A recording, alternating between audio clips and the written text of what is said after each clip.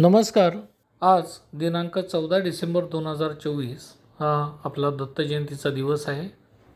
दरवर्षीप्रमाणे आजसुद्धा आपण सर्वजण आपली 67वी दत्त जयंती अत्यंत आनंदाने साजरी करत आहोत. श्री रंगावधूत महाराजांच्या परवानगीने व आशीर्वादाने हा कार्यक्रम आधी पाली येथे चालू झाला होता व नंतर तो आपण 1975 पासून डोंबिवलीत साजरा करत आहोत. दरवर्षीप्रमाणे आजसुद्धा आपल्याकडे तासाभराचे प्रवचन आहे आणि प्रवचनकर्ते असो वीणा सिरंग जोशी यांनी प्रवचनाचा विषय घेतला आहे, तो म्हणजे मार्गशीर्ष महिन्याचे आध्यात्मिक महत्त्व. यांना विनंती करतो की त्यांनी आपले प्रवचन चालू करावे. धन्यवाद. अवधूत चिंतन श्री गुरुदेव दत्त. वक्रतुंड महाकाय सूर्यकोटी समप्रभ निर्विघ्नं कुरु मे देव सर्वकार्येषु सर्वदा. गुरुर्ब्रह्मा गुरुर्विष्णू गुरुर्देवो महेश्वरा गुरुः साक्षात् परब्रह्म तस्मै श्री गुरवे नमः. सर्वमंगलमांगल्ये शिवे सर्वार्थसाधिके शरण्ये त्र्यंबके गौरी नारायणी नमोस्तुते. आता हृदय हे आपुले सौफाळुनिया भले वरी बैसौ पाऊले श्री गुरूंची ते नमस्कारोनी आता. नमस्कार सर्व संत श्रोते हो, नमस्कार.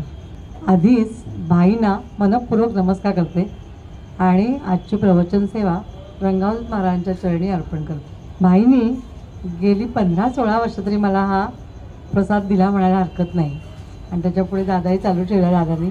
त्यामुळे मला तुम्हाला सगळ्यांना वर्षातनं एकदा तरी भेटायला मिळतं, यायला मिळतं आणि महाराजांची पण ती इच्छा असणार. भाईंच्या एवढीच महाराजांची इच्छा असल्यामुळे मला इथे यायला मिळतं.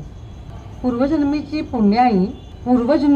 पुण्याई असावी जन्मजो तुझ्या गर्भात घेतला. जग पाहिले नव्हते तरी 9 महिने श्वास स्वर्गात घेतला. अशा माझ्या माता पित्यांना नमस्कार करून या प्रवचन सेवेला आरंभ करते. भाईंची पहिली अट असायची, ताई जे काही बोलाल ते माझ्या गुरूंपासून सुरू करायचं. भाईंचे गुरु रंगावधूत महाराज, किती सहवास मिळावा सद्गुरूंचा. एक आदर्श उदाहरण म्हणजे भाई म्हणायला हरकत नाही आणि भाईंचं कुटुंबीय पण सगळ्यांना सद्गुरूंचा सहवास मिळाला. खूप म्हणजे लाखात एखादं कुटुंब असं असतं की त्या कुठल्याही तरी जन्माच्या पुण्याई म्हणता येणार नाही, याच जन्माची पुण्याई त्यांच्याबरोबर इथे उभारली. म्हणून त्यांच्या संपूर्ण कुटुंबाला सद्गुरूंचा सहवास लाभला आणि सद्गुरूंचा सहवास सहजासहजी असा मिळत नाही. हां, एकाने घरातल्या गुरु करावा आणि ती व्यक्ती फक्त त्यांना गुरूंपुरती जाते आणि परत येते, तिच्यापुरतं ती समाधान घेते गुरुभक्तीचं आणि कुटुंबाला घरी येऊन सांगू शकते की मी असा आनंद घेऊन आले, तुम्ही चला. पण सगळेजण कुटुंबात जातात असं नाही. पण तो बाईंच्या कुटुंबाला तरी पूर्वपुण्याई पण असेलच आणि त्याबरोबर ह्या सत्कर्माचं जे त्यांचं कर्मफळ आहे सगळ्यांचं संपूर्ण कुटुंबियांचं, त्यामुळे आजही गुरुसेवा चालूच आहे. अशीच अखंड चालू राहू दे आणि मलाही यायला मिळू दे, हो की नाही. आज माझा वाढदिवस आहे. बहिणीने मला सकाळी मेसेज केला, त्यामुळे त्या सगळ्यांची आभारी आहे. आणि शिवाय तुम्हाला सगळ्यांना नमस्कार करते. माझा पण जन्म दत्त जयंतीचा तिथीने आणि 1 डिसेंबरला तारखेने. तर दरवर्षी मला ती सेवा करायला मिळतं, तो एक मला द्विगुणित करतो माझा आनंद. ही सेवा प्रवचन सेवा सुरू करते. भाईंच्या इच्छेनुसार भाईंनी आणि दादांनी पण मला रंगावधूत महाराजांचं चरित्र दिलं अभ्यास करायला. त्या गोष्टी आधी सांगा आणि मग तुम्ही पुढे काही तुमचा विषय घ्या. विषयाचं स्वातंत्र्य. तर मी आज मार्गशीर्ष महिन्याचं महात्म्य घेतलंय, पण त्याआधी महाराजांच्या 2 गोष्टी सांगते आणि मग पुढे जाऊया. हे रंगलीलामृत ग्रंथ एका शैलजा चंद्रात्रे म्हणून बाई त्यांनी मराठीकरण केलं, त्याचं अनुवादित केला. आणि त्या ग्रंथाचं काय आहे महात्म्य, तर हा ग्रंथ वाचल्याने काय होतं तर आपल्या सर्व पापांचा नाश होतो असं सांगितलं. पाप म्हणजे काय, वाईट विचारसुद्धा पापच आहेत. कुणाविषयी वाईट विचार केला ते सुद्धा पाप. अगदी कृतीने केलं पाहिजे, कुणाला तर मारलं पाहिजे, कुणाचं अंतकरण दुखवणे हे सुद्धा महत् पाप सांगितले आपल्याकडे. आणि ही पापं आपल्याकडनं चुकून माकून होऊ शकतात आणि कधी वेळ जाणून बुजून होऊ शकतात. तर त्याचं पाप कालन त्या ग्रंथाच्या वाचनाने, श्रवणाने, मननाने, चिंतनाने केलं जातं आणि त्याबरोबर भक्तीही वाढते आणि भक्ती वाढल्यामुळे सौख्य मिळतं असं या ग्रंथाचं महत्त्व सांगितले. त्याने काय होतं, या ग्रंथाचं पारायण करण्यामुळे श्रद्धा आणि भक्ती भगवंतावरची, दत्तात्रयांवरची आणि आपल्या सद्गुरूंवरची दृढ होते, मदत होते दृढ व्हायला, असंही सांगितलंय. अवधूतजी गुजरातीत आले आणि भक्ती त्यांची पुष्ट केली. त्यांनी भक्ती स्वतःची आणि अधिक सगळ्या भक्तांची भक्ती पुष्ट करणे म्हणजे ती दृढ केली अवधूतजींनी, म्हणजे रंगावधूत महाराजांनी. आणि त्यावेळेला त्या भक्तीमध्ये गुरूंनी म्हणजे या अवधूतजींनी लोकांना आनंद पण दिला, संतुष्टी दिली.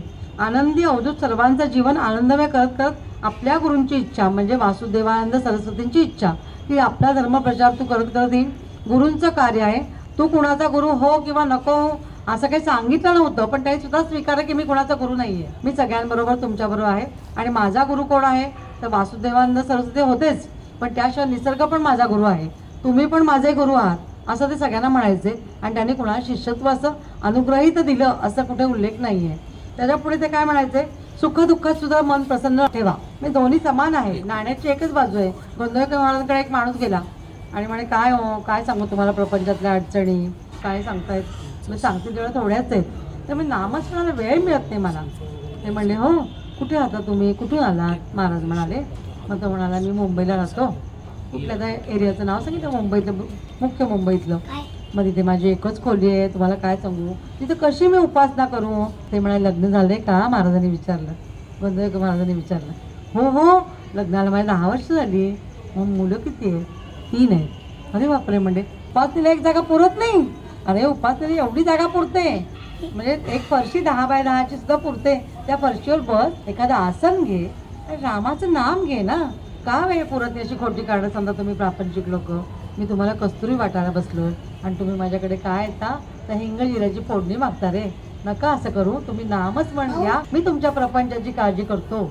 आणि त्याचं मुख्य उदाहरण म्हणजे तात्यासाहेब केळकर. केतकरांनी जी गुरुभक्तीचं जे फळ मिळालंय तसं कोणी शिष्य पण नाही, ते बाबा वेलसरे.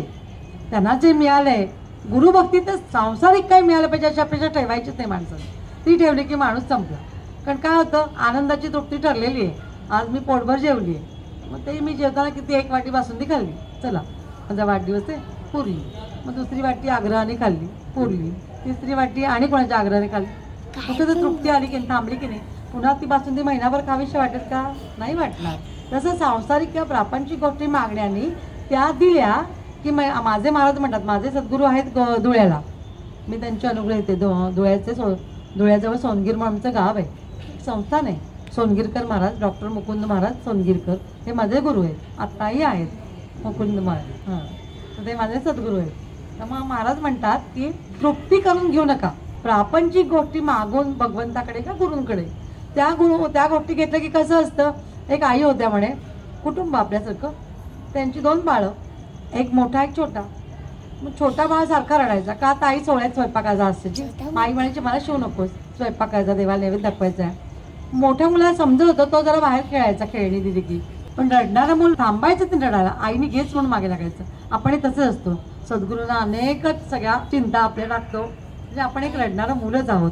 आणि मग आपण काय करतो, सद्गुरूंना सांगतो की मला घे मला घे, म्हणजे काय माझ्या सगळ्या चिंता घे, माझी सगळी दुःख घ्या, माझ्या सगळ्या तक्रारी घ्या, माझे सगळे प्रश्न सोडवा. मग ते घेतातही आणि ते सगळे तुम्हाला परतही देतात तुमच्या प्रश्नांची उत्तरं. पण ते काय करतात, मग त्यापासून तुम्हाला दुरावतात. म्हणून आपण काही अशा प्रापंचिक गोष्टी मागू नये. सोहळ्यातल्या आईने काय केलं, तिने सांगितलं तुझा हा जगा आहे ना तो काढून ये, मी सोहळ्यात आहे. मग ते बाळ आलं, कारण ते छोटं होतं ना. मग जगा कसला असतो, आपल्या सगळ्यांच्या पण अंगावर असतो, अहंकाराचा असतो, ममत्वाचा असतो. हे माझं बाळ आहे तर मी माया करणार, हे दुसऱ्याचं बाळ आहे मग जा रे बाबा जा, थोडा वेळ बाहेर जा. का तर माझ्या बाळाला मला भरवायचे. हा अपपर भाव आला, हा अपपर भाव हाच जगा सगळ्यांच्याकडे आहे आपल्याकडे. तो काढला तर खरा सद्गुरू भेटतो, नाहीतर मग नाही. फक्त आपण म्हणायला की हो मी पण गुरु केलेत, आपण गुरु करत नसतो. गुरुनी आपल्याला अनुग्रहित करायचं असतं किंवा गुरुनी आपला म्हणायचं असतं तर त्याला महत्व आहे. आणि ज्ञानेश्वर म्हणून सांगितलंय सद्गुरू आपैसा भेटे. आपैसा म्हणजे खरंच तो आला पाहिजे. आई कशी बाळाला हाक म्हणते ये रे बाळा, मग बाळा देत नाही, मग म्हणते बाळू ये रे बाळा, आणखी गोड बोलते. उकारांत जेवढं बोलाल, आपण साधा मुलगा असतो तर आपण हे चकुली कशाला म्हणतो, खूप प्रेम असतं. तो मुलगा मुलगी भेद आपण त्यावेळेला करत नाही, म्हणून आपण म्हणतो पड्डीशी जे चकुली. चकुली जो उकार आहे ना तो जास्त जवळ आणतो माणसाला. तुम्ही आहो लता दीदी कधी म्हणलंय का, कधी नाही. आमची लता मंगेशकर आपण कसं म्हणतो, भले ते खूप मोठ्या होत्या, म्हणजे त्यांचं एवढं स्थान आहे वरचं की आपण त्यांच्यापर्यंत पोहोचू शकलो नाही कधी. फक्त आवाजाने त्यांचा आपण ऐकणे, त्यांचा आवाजाने आपण ऐकणं. पण म्हणताना आपण लता दिदी म्हणायला जातच नाही, लता मंगेशकर म्हणतो, मग ती आपली वाटते आपल्याला. तसं आहे सद्गुरूंसुद्धा जवळ जाताना आपण काय करायचं, आपोपत भाव सोडून दिलात तर तुम्हाला सद्गुरू जवळ घेतातही आणि तुम्हाला सोडतही नाहीत, हात सोडत नाहीत. जसं गोंधळकरांनी सांगितलं, तुम्ही नाम घ्या रे फक्त, बाकी काही करू नका. आणि तसंच बापजींनी पण सांगितलं, फक्त नामच पण करा, दत्त दत्त नामच स्मरा रे, बापजींचा शब्द असायचा. काय करा तर दत्तांचं नाम घ्या, बाकी काही करू नका. त्यांनी पण दुसरं काही फार अवघड काही सांगितलं नाही. जे आपण प्रपंचात करतो तेच करा, जमलं तर घासातला घास द्या, म्हणजे आजच्या भाषेत शेअरिंग करा. सुखदुःखाचं शेअरिंग करण्यापेक्षा एखादा भुकेलेलं अन्न द्या. म्हणून तर नर्मदा परिक्रमा करताना बापजींनी कुणाकडे कधीही भिक्षा मागितली नाही, पण बापजींकडे आपोआप ती भिक्षा यायची. का तर त्यांचा गुरुच त्यांची व्यवस्था करायचा, त्यांचे गुरु त्यांची वाट बघायची. या महात्म्याचं आणखी एक वैशिष्ट्य आहे, ग्रंथाचं महात्म्य 7 दिवसामध्ये 71 अध्यायांचं पारायण व्हायला पाहिजे. ते होणं शक्य नाही आपल्याला. मग आपण दरवर्षी 2-2 अध्यायांच्या गोष्टी सांगते, तसं आपण ऐकूया.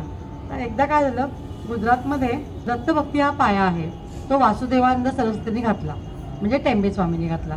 टेंबे स्वामींचे हे आवडते शिष्य नाना तराणेकर हे आणि आणखी एक आनंदनाथजी म्हणून होते ते. तर त्याच्यामध्ये रंगादूत महाराजांचा नंबर 2 नंबर, नाना तराणेकर आणि रंगादूत महाराज दोघंही. दिवेर गावामध्ये एकदा रंगादूत महाराज जायची वेळ आली. गुजरातमधला एक भाग, मला नक्की कुठे मला माहिती नाही, मी पोथीतलं सांगते. तर त्या दिवेर गावामध्ये एक निरंजन नावाचा साधू होता आणि तो अतिशय चुकीचं, म्हणजे गीतेचा, त्याच्या हातात गीता असायची, पण गीतेच्या आधारे तो चुकीचं लोकांना शिकवायचा की गीतेत हे लिहिले. लोक अज्ञानी होते किंवा संस्कृत वाचू शकत नव्हते, अशी लोकांचं त्यांनी गीतेत काय त्यांनी ऐकलंच नाही कधी. तो सांगतो ते ऐकायचं, पण त्याला नंतर कळलं मोठ्या माणसाला की हा आपल्या तरुण पिढीला काहीतरी चुकीचं शिकवतोय. मग ह्यापासून आपल्याला दूर केलं पाहिजे कोणाला तरी. कधीतरी भगवंत असा येतो की चुकीच्या मार्गावर तुम्हाला सरळ आणण्यासाठी मग सद्गुरूंना पाठवतो. तसंच झालं इथे. त्या दिवेर गावातनं एक माणसाला कळलं की ते शेजारच्या गावात बापजी आलेले आहेत. पण त्यांना विचारूया की निरंजन साधू बरोबर आहे का नाही, आम्हाला तो गीतेचा अर्थ बरोबर सांगतोय का नाही. आणि त्यांना कळलं की स्वामींचा पण म्हणजे अवधूतजींचा पण गीतेचा अभ्यास भरपूर आहे. मग त्यांना त्या माणसाने जाऊन बापजींना भेटून सांगितलं की असं असं एक निरंजन नावाचा साधू आहे, त्याला तुम्हाला भेटायची इच्छा आहे. आम्ही त्यालाही सांगितलं की तुम्हाला आम्ही आणतो, तर तुम्ही आमच्याबरोबर चला, तो गीतेचा असा अर्थ आम्हाला सांगतो. मग बापजींना कळलं की हा चुकीच्या मार्गावर येतो, आपण तिथे गावात गेलं पाहिजे. पण तरीसुद्धा निरंजन साधूला त्या लोकांनी सांगितलं की बापजी शेजारी आलेत आणि आम्ही त्यांना बोलवत आहोत आणि ते आता आम्हाला तुला भेटायला येणार की तुला त्यांच्याशी बोलायचं आहे. तेव्हा तो साधू नव्हताच, तो वाईट माणूस होता. तो घाबरला, कारण त्यांनी गीतेच्या आधारे तरुण पिढीला व्यसनं शिकवली होती. मग त्यातनं दूर करणार कोण, तर खरा सद्गुरू. आणि मग बापजी आले आणि त्याच दिवशी निरंजन साधू पहाटे पळून गेला. मग बापजी गावात आले आणि लोकांना विचारलं की आपल्याला काय करायचं आहे. तर आपल्याला बापजी म्हणाले, हा भवसागर पार करण्यासाठी एक साधं सोपं साधन म्हणजे सद्गुरूंचे पाय धरा, बाकी काही करू नका. मग सद्गुरूंचे पाय धरा किंवा भगवंताचे, तुमचं जे इष्ट असेल त्याचे पाय धरा. लोक म्हणाले तुम्हीच आमचे इष्ट आहात. त्याच्यापैकी एक बापजींचा शिष्य होता, म्हणजे त्यांना आवडायचं ते व्यक्तिमत्व असं. मग त्यांनी लोकांना समजावून सांगितलं आणि जी श्रीकृष्णाने आपल्याला सोप्या भाषेत सांगितली गीता, भगवद्गीता. नुकताच गीता जयंतीचा उत्सव झाला 10 तारखेला, म्हणून मी ही गोष्ट निवडली. तर ती बापजींनी दुसऱ्या दिवसापासून गीतेवर प्रवचन द्यायचं ठरवलं आणि लोकांना सांगितलं कुठे बसूया. नाथाबाई नावाचे बापजींचे अगदी जवळचे असे एक होते, म्हणजे शिष्य टाईप होते असे, की ते म्हणाले की माझ्याच घरी बसूया, आमच्याकडे माडीवर खोली आहे आणि ती मोठी खोली आहे, सगळ्या लोकांना बसता येईल, मी तुमची व्यवस्था करतो. म्हणजे जर एखाद्या काय करायचं ठरवलं तर मार्ग पण सद्गुरू देतात किंवा भगवंत त्या मार्गावर तुम्हाला नेऊन सोडतो. तसंच झालं. नाथाबाईंमध्ये आणलं आणि नाथाबाई म्हणाले की माझ्या गच्चीवर जागा आहे, तेव्हा मोठा हॉल आहे, तिथे आम्ही तुमची सोय करतो, तुम्ही किती लोकांना बोलवा. बापजी म्हणे तूच बोलव सगळ्या लोकांना, ज्याला कुणाला ऐकायची गीता त्यांना. मग तसं बापजींनी ठरवलं आणि लोक यायला सुरुवात झाली आणि त्या नाथाबाईंनी एक छोटासा पाट मांडला आणि बापजी त्याच्यावर बसायचे आणि दररोज गीतेवर कोणाची टीका नाही, कोणाची निंदा नाही, कुठल्या विषयावर आक्षेप नाही बापजींनी कधी घेतला, पण गीतेचा अर्थ लोकांच्या हृदयात उतरवण्याचा प्रयत्न केला. त्यासाठीच बहुतेक सद्गुरूंनी त्या दिवेर गावामध्ये बापजींच्या देहातून गीतेचा अर्थ सांगितला जावा याची व्यवस्था करून ठेवली होती. आणि नाथाबाईंच्या घरी आजूबाजूला गावातली सगळी लोकं यायला लागली. तशी लोक म्हणाले आम्हाला गुरुमंत्र द्या.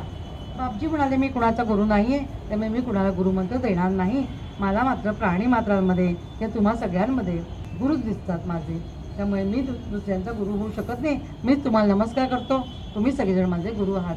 तुम्हाला जी शंका असेल तुम्ही विचारा आणि मला जमेल तसा मी गीतेचा अर्थ सांगतो. एवढा मोठा सद्गुरू मला जमेल तसा अर्थ सांगतो म्हणतो. आणि आपण काय करतो काही वेळेला आपल्याला थोडं जरी ज्ञान असेल तर आपण लोकांना शिकवायला पण जात नाही. उलट आहे ते ज्ञान माझ्यापुरतं मरून जाणार आहे. मी दिलं कुणाला तर ते चिरंतन टिकणार आहे पुढच्या पिढीकडे जात जात. त्यामुळे आपल्याला जे चांगलं काही माहीत असेल ते अवश्य कुणाला सांगावं. ते आपल्यापुरतं लपून ठेवण्यात काही नाही आहे. म्हणजे एखादा कुठेतरी चांगलं प्रवचन आहे मला जायचं आहे तर मी शेजारीला विचारावं. ती मला नाही म्हणू दे, ती नाही म्हणत तिच्यापुरतं. पण आपण सांगायला सोडायचं नाही की अरे इथं मी चालली बरं का, एक चांगलं ऐकायला मिळतंय मला, तुम्हाला यायचं असेल तर माझ्याबरोबर चला, आपण एकाला दोघीला सोबत आहे जाऊन द्या. मग ती म्हणे नाही मला त्याच्याऐवजी सिनेमाला जायचं, तुझी मर्जी बाई. पण मला कळलं आणि मी तुला सांगितलं नाही असं नको व्हायला. आपण एखाद्याला सांगत जावं. दुसरीकडे कुठे चाललो आहे आम्ही चांगल्या कार्यक्रमाला तर तो कार्यक्रम म्हणजे भक्तिपूर्व कार्यक्रम असेल तो दुसऱ्याच्याही कानात ती भक्ती जावी याची व्यवस्था मात्र नक्की करावी.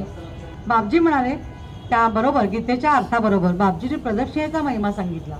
प्रदक्षिणेचा महिमा काय आहे तर प्रदक्षिणेचा महिमा म्हणजेच श्रद्धेने करावी. कशी प्रदक्षिणा करावी तर ती पावलोपावली भगवंताचं नामस्मरण करत करावी असं प्रदक्षिणेचं महात्म्य बापजींनी सांगितलं. गीतेबरोबर अनेक जन्माची पापं प्रदक्षिणा करण्याने धुतली जातात असं बापजी सांगायचे. मग काय करायचे, गणपतीला अग्रपूजेचा मान का मिळाला असं बापजीने एक दिवस गोष्ट विचारली लोकांना. लोक म्हणाले आम्हाला नाही माहिती का मिळाला, तुला गोष्ट ऐकायची आहे का बाळा. गणपतीला अग्रपूजेचा मान म्हणजे पहिल्या पूजेचा मान, पहिलं गणपतीची पूजा आपण करतो तो का मिळाला, त्यासाठी ती गोष्ट आहे. मग बापजीला लोकांनी विचारलं सांगा आम्हाला, छोटी मुलं होती तुझ्यासारखी. मग त्यांनी विचारायला सांगितलं की पहिला मान गणपतीचा, गणपती बाप्पाचा, त्याचं पूजन पहिलं करायचं आणि मग बाकी देवांची पूजा करायची. मग का करायची तर एक दिवस काय झालं, ब्रह्मदेवाला 2 कन्या होत्या, मानस कन्या, रिद्धी आणि सिद्धी. तर त्या रिद्धी सिद्धीचा विवाह होत नव्हता. मग आता काय करूया, ब्रह्मदेवांना काळजी लागली.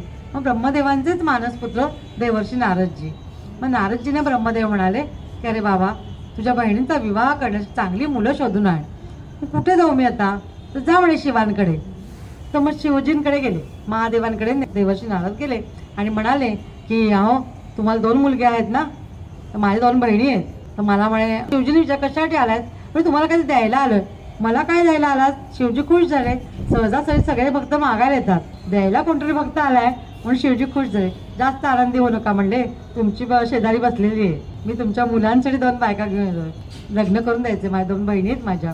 हो का म्हणे हरकत नाही. तेवढ्यात नेमके समोर गणपती आणि कार्तिक स्वामी होते. मग आता काय करूया, पार्वतीला काही सुचत नाही काय विचारावं. कुठल्या मुलाला कुठली मुलगी द्यायची आहे, तर कुठला मुलगा पहिला योग्य ठरू शकतो, कुणाचा विवाह पहिला करू, गणपतीचा करू का कार्तिकेयाचा करू. मग पार्वतीला प्रश्न पडला. मग तिने एक अडचणी थांबा देवर्षी, मी माझ्या मुलांना एक सांगते, हे करून या मग मी तुमचा विवाह करते, मग पृथ्वी कशा करून या असं पार्वतीने सांगितलं दोन्ही मुलांना. त्यावेळेला काय झालं, कार्तिक स्वामी एवढे असे उतावी झाले एक क्षणभर की चला आई माझं लग्न पहिला करून देऊ दे म्हणून आपण पंडिशी निघूया. त्यांनी काय केलं, मोराचं वाहन केलं. तुम्हाला सगळ्यांना गोष्ट माहिती आहे पण मी बाळासाठी सांगते. मोराचं वाहन केल्याने कार्तिक स्वामी निघाले. पण त्यावेळेला गणपतींनी काय विचार केला, माझ्या आईबाबांची काळजी कोण करणार, दादा माझा चालला म्हणजे मला थांबलं पाहिजे, हो की नाही. मग गणपतीने विचार केला की आपण आईबाबांजवळ थांबूया, आईबाबांची सेवा करूया आणि दादाला जाऊन येऊ दे, मला काय लग्नाची घाई नाही आहे. आणि तसंच गणपतीने केलं, आईबाबांची सेवा करत गणपती थांबला. आणि जेव्हा कार्तिक स्वामी नेमके यायच्या मार्गावर शेवटी आले आणि त्याच वेळी गणपतीच्या मनात आलं, पार्वतीने विचार तू कशाच थांबलाय सध्या. काही नाही गाई म्हणे, दादा गेलाय ना, मग तुमच्याजवळ कोण, मग तुमची सेवा करायला थांबलोय. आज म्हणे चांगला दिवस आहे, चांगला वार आहे आणि वेळ छान आहे, सूर्य उगवलेला आहे, तर तुम्ही दोघं इथे बसलात आहात ना कैलासावर, मला तुमची प्रदक्षिणा करायची आहे. काही एक क्षणभराच्या आईवडिलांची परवानगी मागितली नाही, काही नाही. गणपतीने आईबाबांना प्रदक्षिणा घातली आणि साष्टांग नमस्कार घातला, मनपूर्वक नमस्कार घातला. दादा ही पण सेवा केलीच होती, त्याचं फळ पुण्य मिळालंच. आणि शिवाय आईबाबांना प्रदक्षिणा केली आणि त्याचं फळ म्हणून त्याला अग्रपूजेचा मान द्यायचा असं पार्वतीच्या मनात आलं. शक्ती काय करू शकत नाही हे पार्वतीचं उत्तमातलं उत्तम उदाहरण आहे. तिची उपासना करावी म्हणून आपण हरतालिका करतो, म्हणून आपण गणपतीच्या आधी हरतालिका पार्वतीची पूजा करण्यासाठी करतो. तिचा मान तेवढाच गणपती एवढा आहे कारण ती गणपतीची आई आहे. यासाठी पार्वतीची उपासना करावी म्हणजे शक्तीची उपासना करावी. नवरात्रामध्ये आपण ती करतो, पण 12ही महिने शक्तीची उपासना करावी, त्यात अग्रपूजेचा मान पार्वतीला पण द्यावा. असो तर मग ती म्हणाली कार्तिक आलाय पण मला वाटतं की देवर्षी नारद तुमची बहीण माझ्या गणपतीला द्या. मग रिद्धी आणि सिद्धी या जुळ्या बहिणी होत्या, त्यामुळे आम्ही नाही 2 माणसांची वेगवेगळी लग्न करणार, आम्हाला एकच पती पुरे. आणि म्हणून मग पार्वती महादेवांच्या दोघांच्या परवानगीने, देवर्षी नारदाने, ब्रह्मदेवाने रिद्धी आणि सिद्धी या 2 शक्ती आहेत म्हणून आपल्या गणपती मंदिरात आता त्यांची पुन्हा पुनर्मांडणी केली आहे, स्थापना केली आहे. तर रिद्धी सिद्धींचं एक सामर्थ्य वेगळं आहे आणि ते सांगण्यासाठीच जणू पार्वतीने विचारलं दोघींना कुणाशी विवाह करणार कोण. तर दोघी म्हणाला की आम्ही गणपतीशीच विवाह करू. की एवढा जर आई वडिलांची मान राखणारा नवरा आहे मग त्याच्यासारखं आम्ही तुमची सेवा करू, पण आम्ही त्याच्याशीच विवाह करू. आणि दोघींचा विवाह गणपतीशी करून पार्वतीनेच म्हणजे डिक्लेअर केलं आजच्या भाषेमध्ये की अग्रपूजेचा मान माझ्या गणपतीला द्यावा. कार्तिक स्वामींना राग आला, ते निघून गेले. तर बापजी म्हणतात प्रदक्षिणेचं महात्म्य काय, तर पहिलं आईवडिलांना प्रदक्षिणा घाला. म्हणजे आपण छोटी मुलं फिरताना म्हणतो पड्डिशीच, हे नाही असं फिरायचं नाही, ते कधीतरी चुकीचं झाले असतं ते लक्षात ठेवून माणूस म्हणतो. आणि ते कुठल्या तर पूर्वापार माणसांनी सांगितलं असतं आपले की जिवंत माणसा फेरी प्रदक्षिणा नाही घालायची, गणपतीने दाखवून दिले आपल्याला. बापजी म्हणतात तो जर घालू शकतो आईवडिलांना प्रदक्षिणा तर आपल्या बाळाने काळी घालायची. आपल्या बाळाने जरी घातली, आपल्या भोवती फिरला तर आपण चुकीचे म्हणून त्याला शिकवायला जाऊ नका. बापजी म्हणतात की जे बरोबर आहे ते बरोबरच आहे, तर तुम्ही असं माता पित्याला प्रदक्षिणा घालावी. त्याबरोबर आपल्या ग्रंथाने सांगून ठेवलं शास्त्रकाराने, बापजी म्हणाल्यासारखं की गाईला घालावी प्रदक्षिणा, ब्राह्मणाला घालावी प्रदक्षिणा, वृक्षांना घालावी म्हणून आपण तुळशीला प्रदक्षिणा घालतो. एक चातुर्मासाला नेम करतो ना, 108 प्रदक्षिणा, औदुंबराला घालतो, पिंपळाला घालतो. ज्ञानेश्वर माऊलींच्या आईने अश्वत्थाला म्हणजे पिंपळाला, सुवर्ण पिंपळाला प्रदक्षिणा घातल्यानंतर 4 बाळं जन्माला आली. म्हणजे त्याचं पुण्य वेगळं वेगळं आहे, त्याचं फळही वेगवेगळं आहे. आपण फळाची आशा करा न करा हे प्रत्येकाच्या स्वभावावर आहे, पण न आशा करता सुद्धा फळं चांगली मिळतात. हे कर्म म्हणजे कर्माचं फळ चांगलं हे गीतेने आपल्याला दाखवून ठेवलं आहे. आणि त्या गीतेच्याच कर्माचा सिद्धांत टिळकाने गीता रहस्य जन्माला घालून दाखवून ठेवला आहे. तर ते आपल्या कर्माची फळाची अपेक्षा करा किंवा नका करू, पण कर्माचं फळ जसं गणपतीला मिळालं तसं आपल्याला मिळू शकतं. बापजी म्हणाले वृक्षांबरोबर ती प्रदक्षिणा करताना पर्वताला पण करतात, करावी म्हणजे, आणि नदीला पण करावी म्हणून नर्मदा परिक्रमा बापजीने केली. तेव्हाच ती नर्मदा परिक्रमा आपल्यापर्यंत आता तर लोणच आहे म्हणजे सध्या, पण आता मी उलट म्हणते ती तर करावीच संतांनी सांगितले म्हणून, पण ती वाचवावी हे पण करावं. कारण सध्या नर्मदेमध्ये इतका कचरा टाकला लोकांनी, जातो तो माणूस पाण्याच्या बाटल्या कशासाठी, नर्मदा वाहून नेणार का ती, नाही हो, तिथं काठाच राहणार, पाणी दूषित होणार. तर आपण नर्मदा परिक्रमा करा किंवा न करू, पण नर्मदा वाचवायला मात्र एक गाव आहे, मला आता गावाचं नाव आठवत नाही, आपल्या डोंबीतनं 250 माणसं गेली होती परवा नर्मदा वाचवायला. त्या गावाची अशी अवस्था आहे की गावाजवळ मोठा डोंगर आहे, डोंगरावरनं ते नर्मदेचं पाणी जोरात पडतं खाली, आणि एका वेळेला पावसाच्या नंतर जे पाणी पडतं ना त्या जिथे ते नर्मदा परिक्रमेत जागा आहे ती सगळा कचरा त्याबरोबर खाली येतो डोंगरावरनं. आणि त्या गावात अशी अवस्था होते की गावकऱ्यांना गाव सोडून निघावं लागतं, नर्मदा आली गावात म्हणून. आपण काय करतो, नर्मदा प्रदक्षिणा घालायला जातो आणि त्या गावाचा मूळ रहिवाशांना ती नदीच्या एरिया सोडून निघून जावं लागतं. अशी अवस्था कशामुळे होते, आपण टाकलेल्या कचऱ्यामुळे. तर जायचं आहे तर आपल्या कचऱ्याची पिशवी आपल्याबरोबर घेऊन जावी, की आपण सगळं घ्यावं कचरा आपल्या बरोबर, आणि एका ठिकाणी कचऱ्याची जागा असेल ती टाकावी. नर्मदेमध्ये टाकण्याचं पाप कधीच करू नका असं सांगितलं. असो तर पुढे सांगितलं की मधुवरांनी पण आपल्या सगळ्यांना सप्तपदी माहिती आहे, अग्नीला प्रदक्षिणा म्हणजे प्रदक्षिणेचं महात्म्य बापजीने खूप छान सांगून ठेवलंय. वृक्षाला प्रदक्षिणा करण्याने काय होतं, दुःखाचा नाश होतो म्हणलंय. अग्नीला प्रदक्षिणा करण्याने 2 जीव जोडले जातात, 2 कुटुंब जोडली जातात, 2 कुटुंबांबरोबर अनेक पिढ्यानपिढ्या नातं जोडलं जातं म्हणून अग्नीला प्रदक्षिणा. माता पिता प्रदक्षिणा पृथ्वी प्रदक्षिणा पुण्य मिळतं. गिरणाची प्रदक्षिणा 5 दिवसांमध्ये करण्याने अनेक पुण्यांच्या गोष्टी सांगितल्या पुस्तकामध्ये. सद्गुरूंना घातलेली प्रदक्षिणा त्याहून उत्तम म्हणून सांगितले, ज्याच्यामुळे पाप ताप दुःख दैन्य सगळं काही दूर होतं आणि ज्ञानाची प्राप्ती मिळते. म्हणून सद्गुरूंना पण प्रदक्षिणा घालावी. नारेश्वरी गुफा प्रदक्षिणा सांगितली आहे, त्या गुफेला प्रदक्षिणा घालूया. एक विठ्ठलबाई नावाचे बापजींचे शिष्य होते आणि त्यांचा मुलगा आला आणि सांगायला बाबा नाही आले, आज का नाही आले, विठ्ठलबाईंना बरं नाही आहे, गोवर्धन त्या मुलाचं नाव. मग बापजी म्हणाले त्या विठ्ठलबाईंना बोलव, आणि ही गुफा आहे जिथे मी बसलोय, नारेश्वरीची गुफा आहे, आजही आहे म्हणे, तर त्या गुफेला 11 प्रदक्षिणा घालून आहे सांग. आणि त्या विठ्ठलबाईंच्याकडे अजिबात ताकद नव्हती, शारीरिक ताकद नव्हती, मानसिक ताकद आजारपणामुळे खचली होती. मग बापजी सांगतायत ना, तर बाबा तुम्ही उठा आणि त्या गुफेला प्रदक्षिणा घालून या. मग मुलाने वडिलांना धरून त्या गुफेला प्रश्न घातली आणि त्यांचा जो आजार होता तो दीर्घ आजार होता, जो कुठल्याही डॉक्टरने बरा होणार नाही सांगितला होता.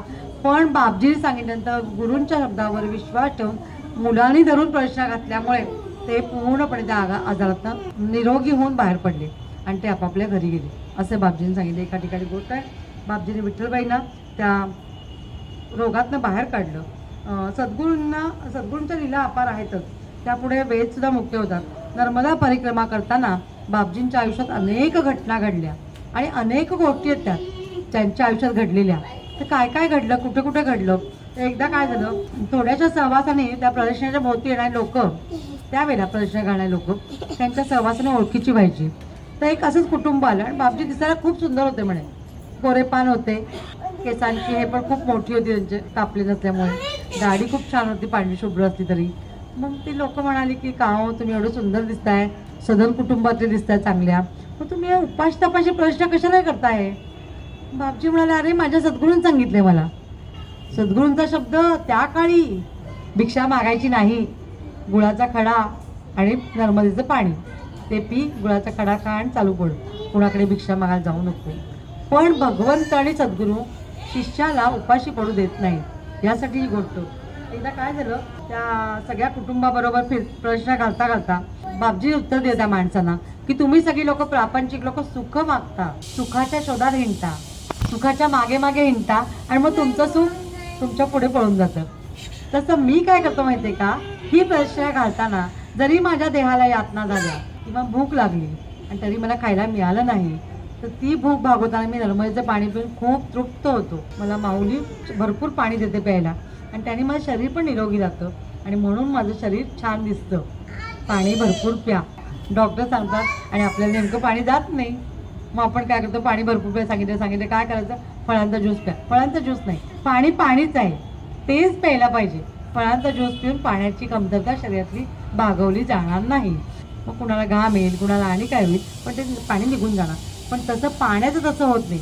पाणी जे शरीराला आवश्यक आहे ते सगळं घेणार, रक्तशुद्धी करण्यासाठी पाण्याची जेवढी गरज आहे ते सगळं करणार आणि मग जो चौथा असेल तो बाहेर जाणार आहे. पण तसं फळांचं ज्यूस नाही, ते डायरेक्ट बाहेर जातात. म्हणून तसं सांगितलं बापजीने की पाणी प्या. मग तसं सुखाच्या मागे तुम्ही जाता की नाही, तर तुमच्यापासून सुख दूर जातं.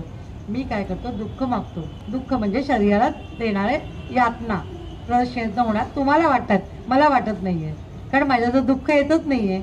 मी दुःखाच्या मागे मागे जातोच, तुम्हाला वाटतंय ना, तर दुःख पण माझ्यापासून दूर दूर पळतं. पण सुखाच्या मागे कधीही जाऊ नये, सुख तुमच्यापासून दूर पळतं. एखाद्या ॲडमध्ये इसकी साडी मेरे साडी से सफेद क्यों, मग लगेच आम्हाला वाटतं पिवळीच साडी माझी, तिची किती पांढरी शुभ्र, मग ते लगेच आपण आणायला जातो, धुवायला जातो.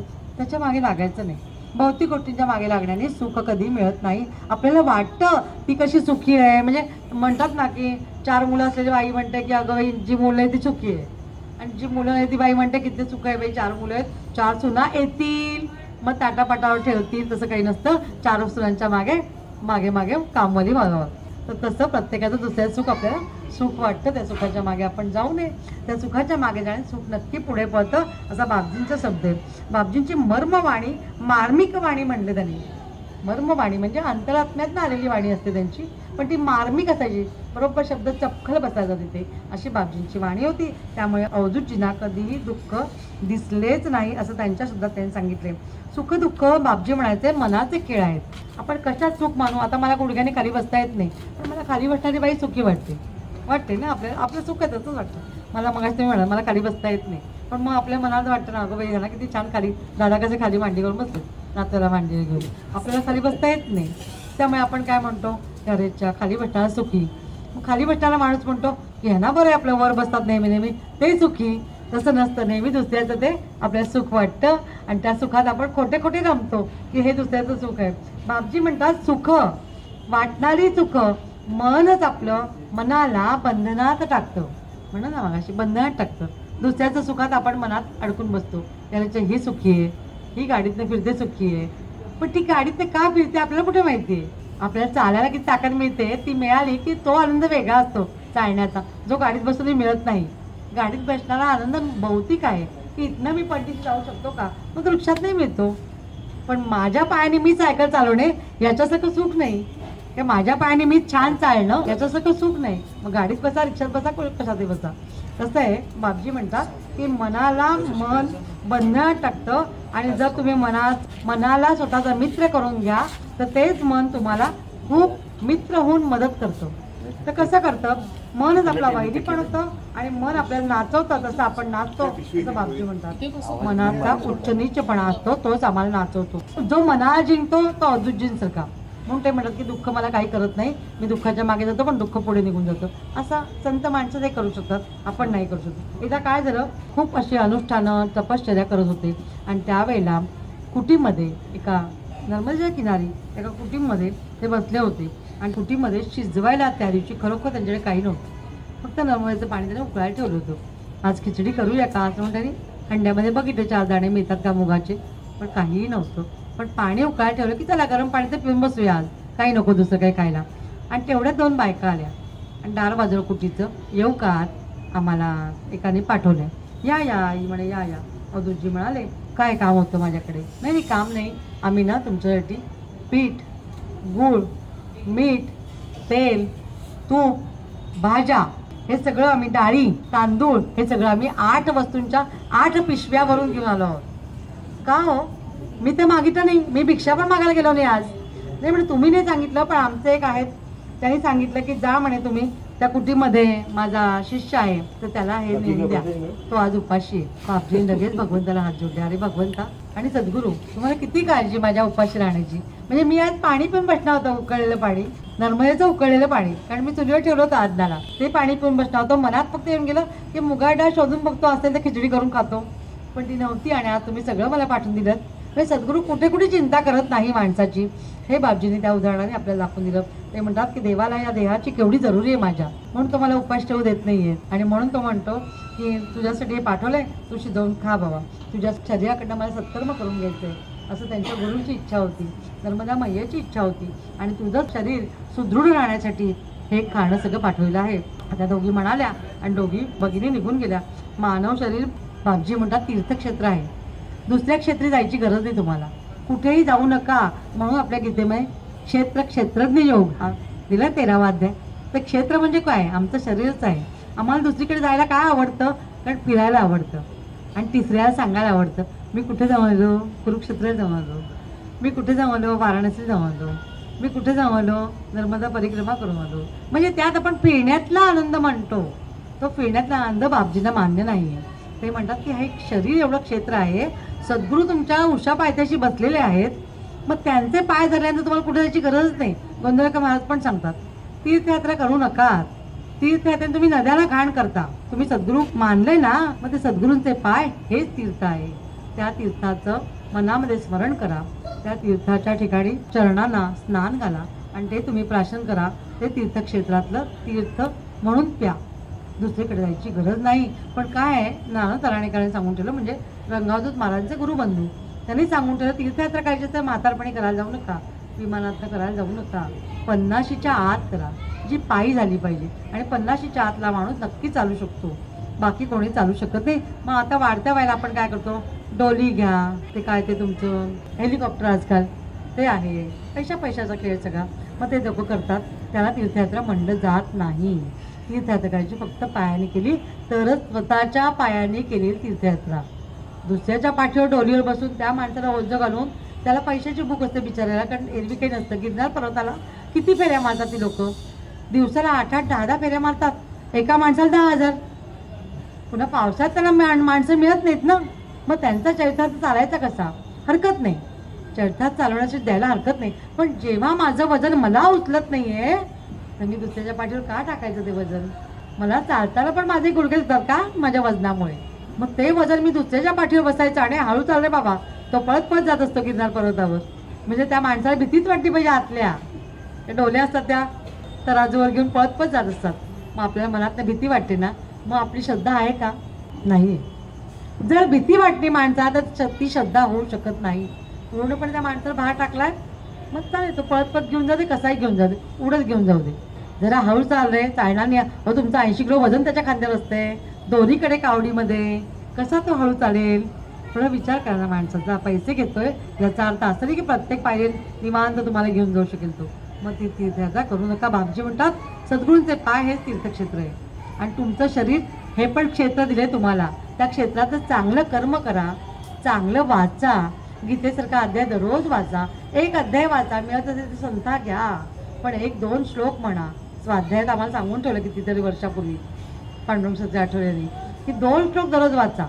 फार मोठा अट्टाहास करून भक्ती करायला जाऊ नका. माझे महाराज म्हणतात अट्टाहास करून भक्ती करू नका. ती गीता पूर्ण वाचते, हिची पाठ झाली आहे, नको. ती त्यांचं नशीब आहे, पाठ झाली आहे, ही दररोज वाचते, हिला वेळ आहे. पण मी संसाराची प्रत्येक कामं, प्रत्येक कर्तव्य पूर्ण करून करते ना, मग मला 2 श्लोक दररोज पूर्ण आहे. पण मनापासून त्या भगवंताच्या 2 श्लोकांच्या वेळामध्ये माझ्या मनात कुठलाही विचार नाही आला पाहिजे. काही वेळा आपण बायका मौन करतो बघा, कसं मौन असतं ते मौन नसतं. आतनं आदळआपट चालू असतं सगळ्या विचारांची आणि मग भांडणांवर राग येतो. हे काम करत नाही, हा उठत नाही, ती उठत नाही, मशीनला कपडे टाकायचे, पाणी जात आहे, किती विचारांची गर्दी असते. तर तेव्हा श्रीकृष्ण येणार ती मनामध्ये तुमच्या. 2 श्लोक म्हणायचे पण त्या सगळे पूर्ण निर्विचार मनाने केले तरच ते पाठांतर होईल. तर पाठांतर नाही जात हरकत, पण नुसतं म्हणला तरी मनापासून भगवंत भेटला पाहिजे, श्रीकृष्ण भेटला पाहिजे. बापजी म्हणतात अनेक विचारांनी भगवंत कधी भेटणार नाही. भगवंताला भेटायचं आहे तर निर्विचार व्हा आणि काहीतरी ऋणानुबंध ठेवा. कसा ऋणानुबंध जोडायचा आहे? नामस्मरणाने जोडायचा आहे. गोंधळकर मला सांगून गेलेत, सातत्याने राम नाम घ्या, सातत्याने राम कुठेही घ्या. कलावती आई म्हणतात संडासात गेला ते नाम घ्या. काय माहिती कधी यम येणार आहे, नाही ना माहिती. त्याला कुठे माहिती आहे मी कुठे बसली आहे? तो मला न्यायला येणार आहे किंवा त्याचे दूत येणार आहे मला न्यायला, पण त्याला कुठे माहिती मी कुठे गेली आहे? कलावती सांगतात नेहमीच सांगायच्या की कुठेही जा मला त्यागी जा. तुकाराम महाराजांनी पण सांगितलंय त्या ठिकाणी पण नाम घ्या, पण नाम सोडू नका. आणि बापजींनी पण ते सांगितलं सातत्याने. मानवी शरीर हे धुवायचं असेल तर सातत्याने नाम घ्या. मानवी शरीर अंतरातनं गायणे विषयातनं आपल्याला रमून जायचं नसेल तर नाम घ्या. कुठलाही थोडासुद्धा वेळ या जन्मात आल्यानंतर वाया घालू नका. बापजी म्हणतात की इतका देह घाण आहे तुम्हाला वाटतंय तो स्वच्छ करायला काय करा, नाम घ्या. देहरूपी क्षेत्राचा चांगलं तीर्थक्षेत्र बनवा आणि त्या तीर्थक्षेत्राचा आदर्श लोकांनी करावा, असं आचरण करा. असं आज बापजींचा पण रंगजयंती म्हणजे दत्त जयंतीचा वाढदिवस आहे, त्यांच्या वाढदिवसाला किंवा त्यांच्या या दत्त रंगजयंतीला हे प्रवचन पुष्प इथे अर्पण करते. आणि माझा विषय थोडा वेळात मांडते, चालेल ना? मार्गशीर्ष महिन्याचं महात्म्य सांगावं असं वाटलं म्हणून एका ठिकाणी विचारलं. अंबरनाथला बोलवलं होतं, मग ते म्हणाले काय ताई तुमचा विषय तुम्हीच निवडा. मग नुकतंच मी गेली होती, म्हणलं मार्गशीर्षावर बोलू का? तर हो चालेल म्हणाले. म्हणून मग मार्गशीर्ष महिन्याचं महात्म्य सांगायचा छोटासा एक प्रयत्न केला. सकारात्मक दृष्टिकोन ठेवण्यासाठी हे महिन्यांचं महात्म्य सांगितले. श्रावण महिना काय करावं तर सगळ्या वृक्षांची पूजा करावी, तुळशीची पूजा करावी, श्रीकृष्णाचं पूजन करावं, म्हणून गोकुळाष्टमी येते. तसं मार्गशीर्ष महिन्याचं महात्म्य गीतेमध्ये भगवंताने सांगूनच ठेवलेलं आहे. असा हा मार्गशीर्ष महिना. या मध्ये काय सांगितले तर जशी हातांची शोभा वाढवण्यासाठी आपण कंकणं घालतात बायका, कंकणा सुद्धा एखादं कळणार नाही आजच्या काळात, एखाद्या बांगड्या घालतो, तशी कानांची शोभा नुसत्या कानातल्या कुंडाने होणार नाही. तर कानांची शोभा श्रवणाने होते. काय चांगलं चांगलं तुम्ही श्रवण करा, त्याने कुणाची, बंधूंची काय भगिनींची काय. आपण कानात घालतो म्हणून फारसं वेगळं नाही, पण त्यांच्या कानांना पण गरज असते की चुकीचं काहीतरी गेलं असतं काही वेळेला, मग ते धुवायचं असेल तर चांगलं काहीतरी श्रवण केलं पाहिजे. आणि ते आत गेले की भगवंतातला रामराम म्हणायला नक्की बाहेर येतो. मग आपण खोटं गुड मॉर्निंग म्हणायला जात नाही कोणाला, आपण रामरामच म्हणतो किंवा झोपताना जय श्रीकृष्ण म्हणून झोपतो. तर ते कधी येणार? मग आपण फक्त इंग्रजांचा आदर्श ठेवायला गुड मॉर्निंग गुड नाईट म्हणतो, ते म्हणण्याबद्दल पण आक्षेप नाही. पण आपली जी पूर्वापार आलेली आहे परंपरा ती आपण आचरणात ठेवली तर ती पुढच्या पिढीकडे जाईल. नाहीतर मग हा ठेवा आपल्यापुरता मरून जाणार आहे. आपण संपली की आपल्याकडे निघून जाणार. आताच माझी सुनबाई पण म्हणते की आई मुंज करायची ना, पुढे काय माहिती आम्हाला कसा का नाही काय माहिती. तो माहीत होण्यासाठीच आपण जर चांगल्या ठिकाणी घेऊन जायचं, चांगलं ऐकायला घेऊन जायचं, चांगल्या ठिकाणी दाखवायचं की हे असं असं करायचं असतं माणसाने. आपण कशाला कल्पना करायची की तो काहीतरी वेगळं वागेल, चुकीचं वागेल. नाही, कुणाच्या तर नातवाने वागलं म्हणून आपण मी आत्तापासून मनाला नैराश्य आणू लोक मी त्यांचा नातू असा वागला, मग माझा पण 7 वर्षात नातू आहे माझा, तो कसा वाईट वागेल, कशाला मी विचार करू असला. मी असा विचार करणारच नाही.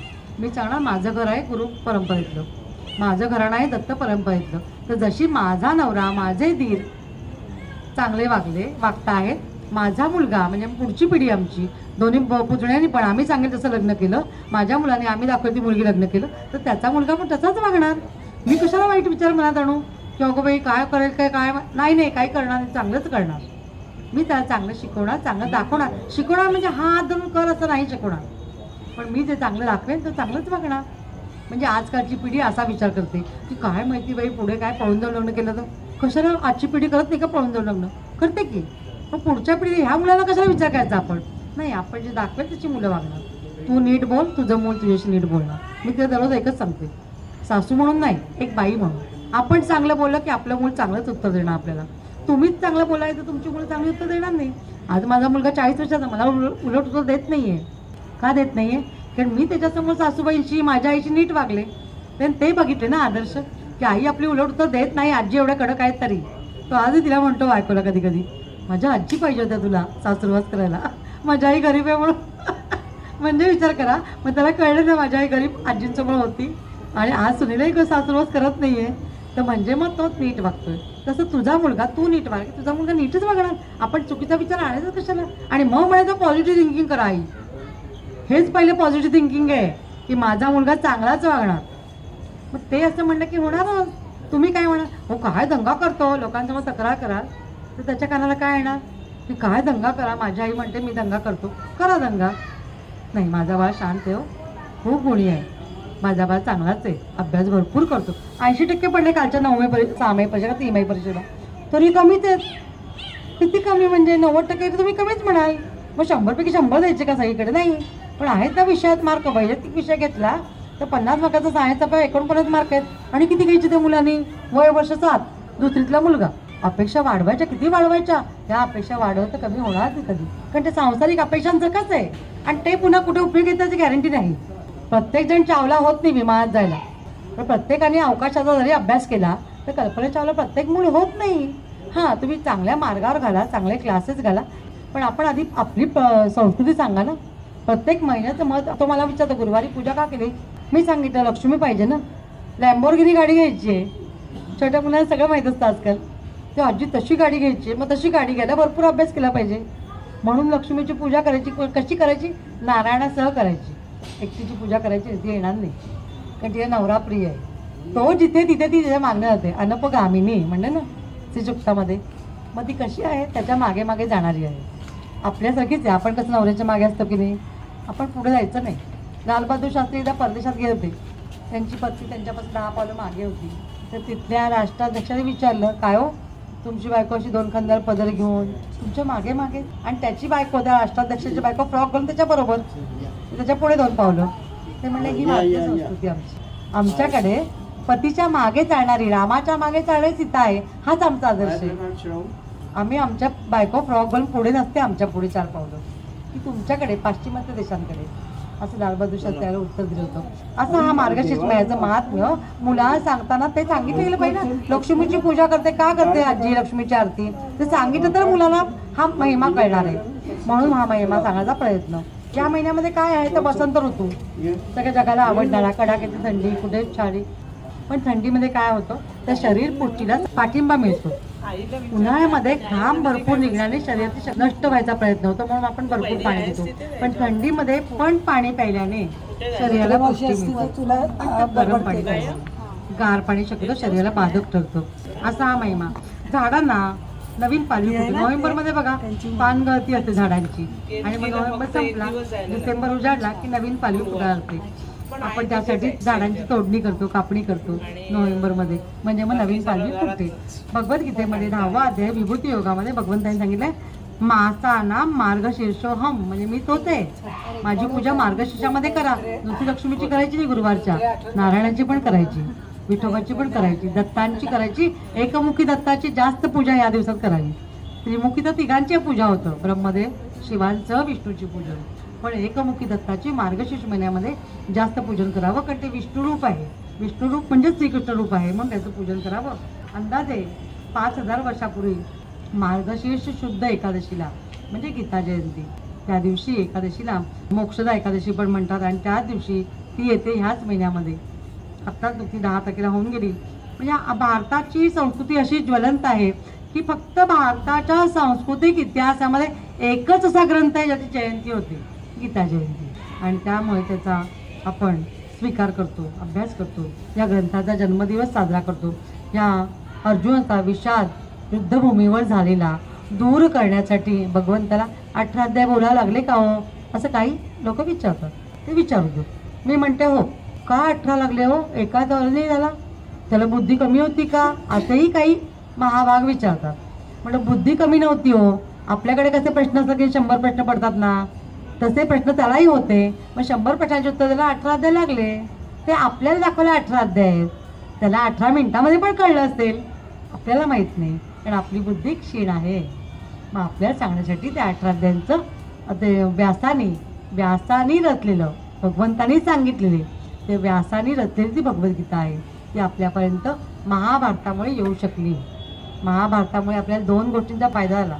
गेल्या वेळी सांगितलं विष्णू सहस्रनाम आणि भगवद्गीता. महाभारतीय युद्धामुळे आपल्यापर्यंत येऊन पोचले. भगवद्गीता आधी आली आणि संपताना विष्णू सहस्रनाम आलं. पण दोन्हींचं स्थान तेवढ्याच बरोबरीचं आहे आणि दोन्हींचा आपल्याला प्रापंचिकाला अत्यंत उपयोग आहे. तर त्याचा दोन्हीचा आपण अभ्यास करावा. आणि जीवन रडण्यासाठी नसून हसण्यासाठी आहे. हसत हसत जगा, भगवद्गीतेने सांगितलंय. आणि भगवद्गीतेने सांगितलंय पळून जाण्यासाठी नाही. म्हणून युद्धभूमीवर युद्ध कर. अर्जुन निघाला होता, अर्जुन आधी उभा होता. तुम्ही सगळ्यांनी चित्र बघितलं असेल सगळीकडे, कुठेही अर्जुन आधी उभाच होता. जेव्हा शेवटी हताश होऊन बसला, मला काही समजत नाहीये, तेव्हा भगवद्गीता भगवंताच्या मुखातून आली. मला समजतंय, मग समोरचा काय सांगणार आहे, नाही का. सांगायला जरी आले सद्गुरू, तर मला एवढी बुद्धी माझी अशी अहंकाराने लिंपलेली सगळी, की मला सगळं माहिती आहे. मग सद्गुरू सांगायला येणार नाही तुमच्यापर्यंत.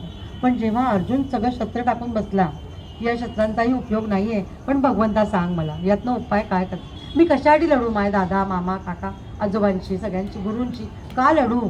मग त्याचं उत्तर भगवंतांनी दिलं आणि ती म्हणजे गीता आपल्यापर्यंत येऊन पोचली. भगवंतांनी सांगितलं पळून जायचं नाही, अनेक प्रसंग येणार आहे तुमच्या आयुष्यामध्ये, प्रत्येकाला तोंड देत जा आणि ते देण्यासाठी कर्म चांगलं करा. मानवी जीवनाला अनेक अखंड अशा आशा आणि अतूट अशी श्रद्धा, ही 2 जीवनमूल्य गीतेने दिली आपल्याला. आशा आणि अतूट अशी श्रद्धा जी अर्जुनाची होती, म्हणून त्याला गुडाकेश म्हणले. त्याच्या प्रत्येक केसातनं श्रीकृष्ण श्रीकृष्ण श्रीकृष्ण म्हणत होतं. एकदा कोणतरी म्हणालं तुला हा अर्जुन एवढा प्रिय का, तर त्यावेळेला श्रीकृष्ण म्हणाले थांबा जरा, अर्जुनाला झोप लागते, ती लागल्यानंतर तुम्ही या. मग जेव्हा अर्जुन झोपला आणि मग श्रीकृष्णाला ज्यांनी प्रश्न विचारला त्याला घेऊन श्रीकृष्ण आत गेले. ते तिथे असंख्य जेवढे शरीराला रंध्र असतात ना, तेवढे असंख्य श्रीकृष्ण श्रीकृष्ण श्रीकृष्ण श्रीकृष्ण आहेत. बाकी खोळी तर कोणीच नव्हतं. मग म्हणतंय कोण. मग श्रीकृष्ण म्हणाले त्याचा देह म्हणतोय. तुम्ही म्हणता ना मला अर्जुन का आवडत आहे आणि मी अर्जुनाला गुडाकेश का म्हणतो. श्रीकृष्णाने म्हणले गुडाकेश अर्जुनाला, तर का म्हणतो, त्याच्या रंध्रातनं श्रीकृष्ण श्रीकृष्ण श्रीकृष्ण श्रीकृष्ण ऐकू येतं. तो मला बोलवते ह्याच्यासाठी मला आनंद नाही आहे, म्हणून तो माझा आवडता नाही आहे, पण त्याला मी किती आवडतो आहे हे त्याचा देह पण मला सांगतोय. नुसतीच वाणी सांगत नाहीये. वाणीचं आपण नाम घेतो की ए काय ग गॅसवर काय ठेवलंय बघ, श्रीराम जय राम जय जय राम. ए काय ग काय तर आवाजाला करपल्याचा गॅस बंद, ए तिकडे खेळू नको रे, श्रीराम जय राम. टीव्हीवर काय चाललंय मालिकेवर, तो जप होऊ शकत नाही, ते नामस्मरण होऊ शकत नाही, कारण आमचं मन कुठे कुठे हिंडत असतं. जेव्हा आम्हाला नामस्मरण करायचं आहे तेव्हा फक्त तो आणि मी एवढंच दिसलं पाहिजे. तो कमी जागेत बसा, छोट्या जागेत बसावं चालेल, तेव्हा तोच दिसला पाहिजे मला फक्त, आणि माझं मन त्याच्यापुरतंच राहिलं पाहिजे, तेवढंच जोडलं पाहिजे. ते ऋणानुबंध किंवा ते अनुसंधान जोडलं नामाने की मग भगवंत आपलाच आहे.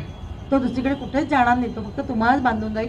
असा तुम्हाला विश्वास पूर्णपणे आला की मग तुम्ही कुठे जाणारच नाही. पण तो येतच नाही आमच्याकडे. का येत नाही, कारण आमचं मन असं करता करता जप करतं. तर ते करता करता जप करण्याचं काम आहे का, ते काम आहे का नाही. मी जेव्हा माझ्या आईला मायेने आई म्हणून हाक मारेल तेव्हा आई काय रे बाळा मला विचारणार, की माझं मूल जेव्हा आई ग म्हणतं तेव्हा मी लगेच अरे काय रे माझी सून मला हसते काय वेळेला, लगेच काय तुम्हाला अमोलच्या हाक ऐकू येते आणि आम्ही आगामध्ये ऐकू येते. हा म्हणजे कानाची शीण झाली शक्ती, पण अमोलची ऐकू येते. काय करू, आई आहे ना मी. तसं आहे ते आपलं इतकं मन एक चित्त भगवंतापाशी गेलं पाहिजे की जसं माझ्या बाळाने मला हाक मारली की मला ऐकू येते की नाही, तसं मी हाक मारली की ते मला बघणारच आहेत आणि मला बघतात. खोटं सांगत नाही. मी नारायण नारायण म्हणून निघते घराच्या बाहेर, मग सगळं सुखरूप प्रवास होतो मला सगळा, कुठेही जाऊ दे मी. पण तो नारायणाला एवढी हाक मारते म्हणजे बाळाला पण अनुभव लागले नातवाला, आजी नारायण म्हण ना, लिफ्ट लवकर येईल. म्हणजे त्यांचं बाल म्हणायचंय. मी अशा कामाला हाका मारायला जात नाही नारायणाला, पण मी घराच्या बाहेर पडताना नारायण म्हणत बाहेर पडते. हे बाळाने बघितलं म्हणून तो म्हणू शकतो पंडितशी की आजी लिफ्ट लवकर. शाळेत जशी घाई असते ना, लिफ्ट मिळत नाही असून सुद्धा काही वेळेला वरनं उतरायचं म्हणजे, म्हणून तो लगेच म्हणतो आजी नारायण नारायण म्हण ना, लगेच लिफ्ट येईल, मला शाळेत स्कूल बस निघून जाईल, लवकरच लवकरच. म्हणजे बाल मनाला पण संस्कार करायचे म्हणजे वेगळे करायचे, असं बोलता बोलता करायचे, सहज भक्ती करावी असे माझे महाराज म्हणतात. तसा हा गीतेतला उद्देश आहे. एकदा काय झालं, विवेकानंद जेव्हा परदेशात गेले पहिल्यांदा, शिकागोला होती ना सभा त्या दिवशी, तर गेले आणि बाकीचे सगळे वक्ते बोलून गेले, त्यांची वाक्य, त्यांच्या देशातलं कौतुक सगळं. आणि आता व्यासपीठावर स्वामीजी आले, विवेकानंदजी. तेव्हा बघितलं सगळीकडे मान फिरवली. बंधू भगिनी म्हणलं, ते भगिनी आणि बंधू न म्हणले, आधी भगिनींचं नाव घेतलंय. ते तर जगत विख्यात वाक्य त्यांचं, म्हणजे प्रसिद्ध वाक्य. पण त्यांनी त्यावेळेला ज्या टेबलावर सगळे ग्रंथ मांडले होते तिकडे बघितलं. निरीक्षण शक्ती खूप चांगली होती स्वामीजींची.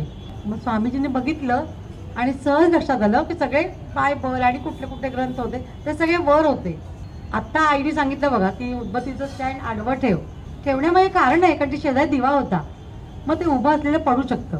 दिव्याला सांभाळायचं म्हणून आपली सावधानता आणि आपण जे म्हणतो ना की वाचवणे, आपली पिढी करू शकते, पुढच्या पिढीला जरा वेळ लागेल सांगितलं तर ऐकायला, पण करतात मुलं नंतर, आपण नसल्यानंतर करतात, आपल्या समोर करत नाही. म्हणजे माझ्या सुनेच्या अनुभवावरून सांगू शकते. म्हणजे मी सोळावळं करते की नाही, पण मी नसले ना की ती सोळावळी वागते बरोबर, की आई अंघोळ करून स्वयंपाक केला किंवा 4 दिवसांनी आपण सगळं धुवून टाकतो. तर मग शेजारची मला माहिती सांगायला हे तुझ्या सुनेने पण तुझ्या सगळंच केलं सगळं झालं की आणि काय पाहिजे आपल्याला. मी कर म्हणून सांगायला जात नाही, पण मी करून मोकळी होते त्यावेळेला. माझं उदाहरण देते म्हणून रागवू नका. मी आपलं एक माझं सहज आपलं तुम्ही घरच्या सगळ्यात म्हणून सांगते की आपण हे केलं ना की आपण समोरच्या सांगावं लागत, ते करा म्हणून ते करायला लागतात आपोआपच. पण करा म्हणलात ना की करणार नाही. या पिढीचा थोडासा दोष आहे म्हणता हरकत नाही, आहे करा असो. तर स्वामीजींनी बघितलं इकडे तिकडे आणि सगळ्यात खाली लक्षात आलं स्वामींच्या की छोटासा ग्रंथ आहे. सगळे ग्रंथ वर होते, चवड भरली होती, सगळ्यात खाली आपला काय होतं, आपली भगवद्गीता. स्वामीजींनी पहिलं जे भगिनी आणि बंधूनो शब्द वाक्य उच्चारलंच आणि त्यानंतर पहिलं त्यांनी थँक्स म्हणलं तिथल्या सभेला, सभा आयोजकांना. थँक्यू का म्हणताय म्हणे, नाही तुम्ही पायाबरोबर घट्ट ठेवलाय म्हणे. हा सगळ्या ग्रंथांचा भार सोसणं बाकीच्या ग्रंथांना शक्य नाही आहे, पण गीतेला नक्की शक्य आहे आणि तुम्ही अगदी योग्य केलं म्हणे. हा पाया म्हणून ठेवाल तरी माझा ग्रंथ श्रेष्ठ आहे, मी सांगायची गरज नाही आहे. त्याचा पाया घट्ट असल्यामुळे सगळ्या ग्रंथांना तो आधार देऊ शकतो. आणि जर तुम्ही कळच म्हणून ठेवाल तरी माझाच ग्रंथ श्रेष्ठ आहे. माझा ग्रंथ मध्ये राहण्याचा का नाही, डगबगण्याचा का नाही आहे. असं आहे गीतेचं महात्म्य, गीता जयंतीचं महात्म्य स्वामीजींनी पण सांगितलं. पुढे येतो आपला त्या गीतेच्या खरं तर आधी येतो म्हणजे हरकत नाही. ते मध्ये काय काय सांगितलं, आणखी 2 शब्द सांगता येईल मग पुढे येते. अगदी बरोबर ठेवलं. धर्म, सगळ्या धर्मग्रंथांचा पाया आमची भगवद्गीता आहे असं स्वामीजी म्हणले आणि लोक सगळे अचंबित झाले. गीता स्वमुखाने भगवंताने आधी गायली आणि वेदव्यासाने महाभारतामध्ये ग्रंथित केली आणि ती गीता तत्वज्ञानाचा अमूल्य साठा आपल्यापर्यंत येऊन पोचलेला असा. मग गीतेमध्ये कर्मवीराने काय करावं, तर उत्साहाने कर्म करावं, ज्ञानी आणि ज्ञान घ्यावं, ज्ञान गंगेमध्ये बुडी मारावी. माझ्यासारख्या भक्ताने गीतेमध्ये भक्ती घेतली. मला भक्तियोग खूप आवडतो. पुन्हा कधी पुढच्या वर्षी भक्तियोगावर बोलेन. मला भक्ती अतिशय आवडते लहानपणापासून. आजी माझ्या घेऊन जायच्या प्रवचनाला, म्हणून मला भक्ती कशी करावी ते सांगितलं त्याने.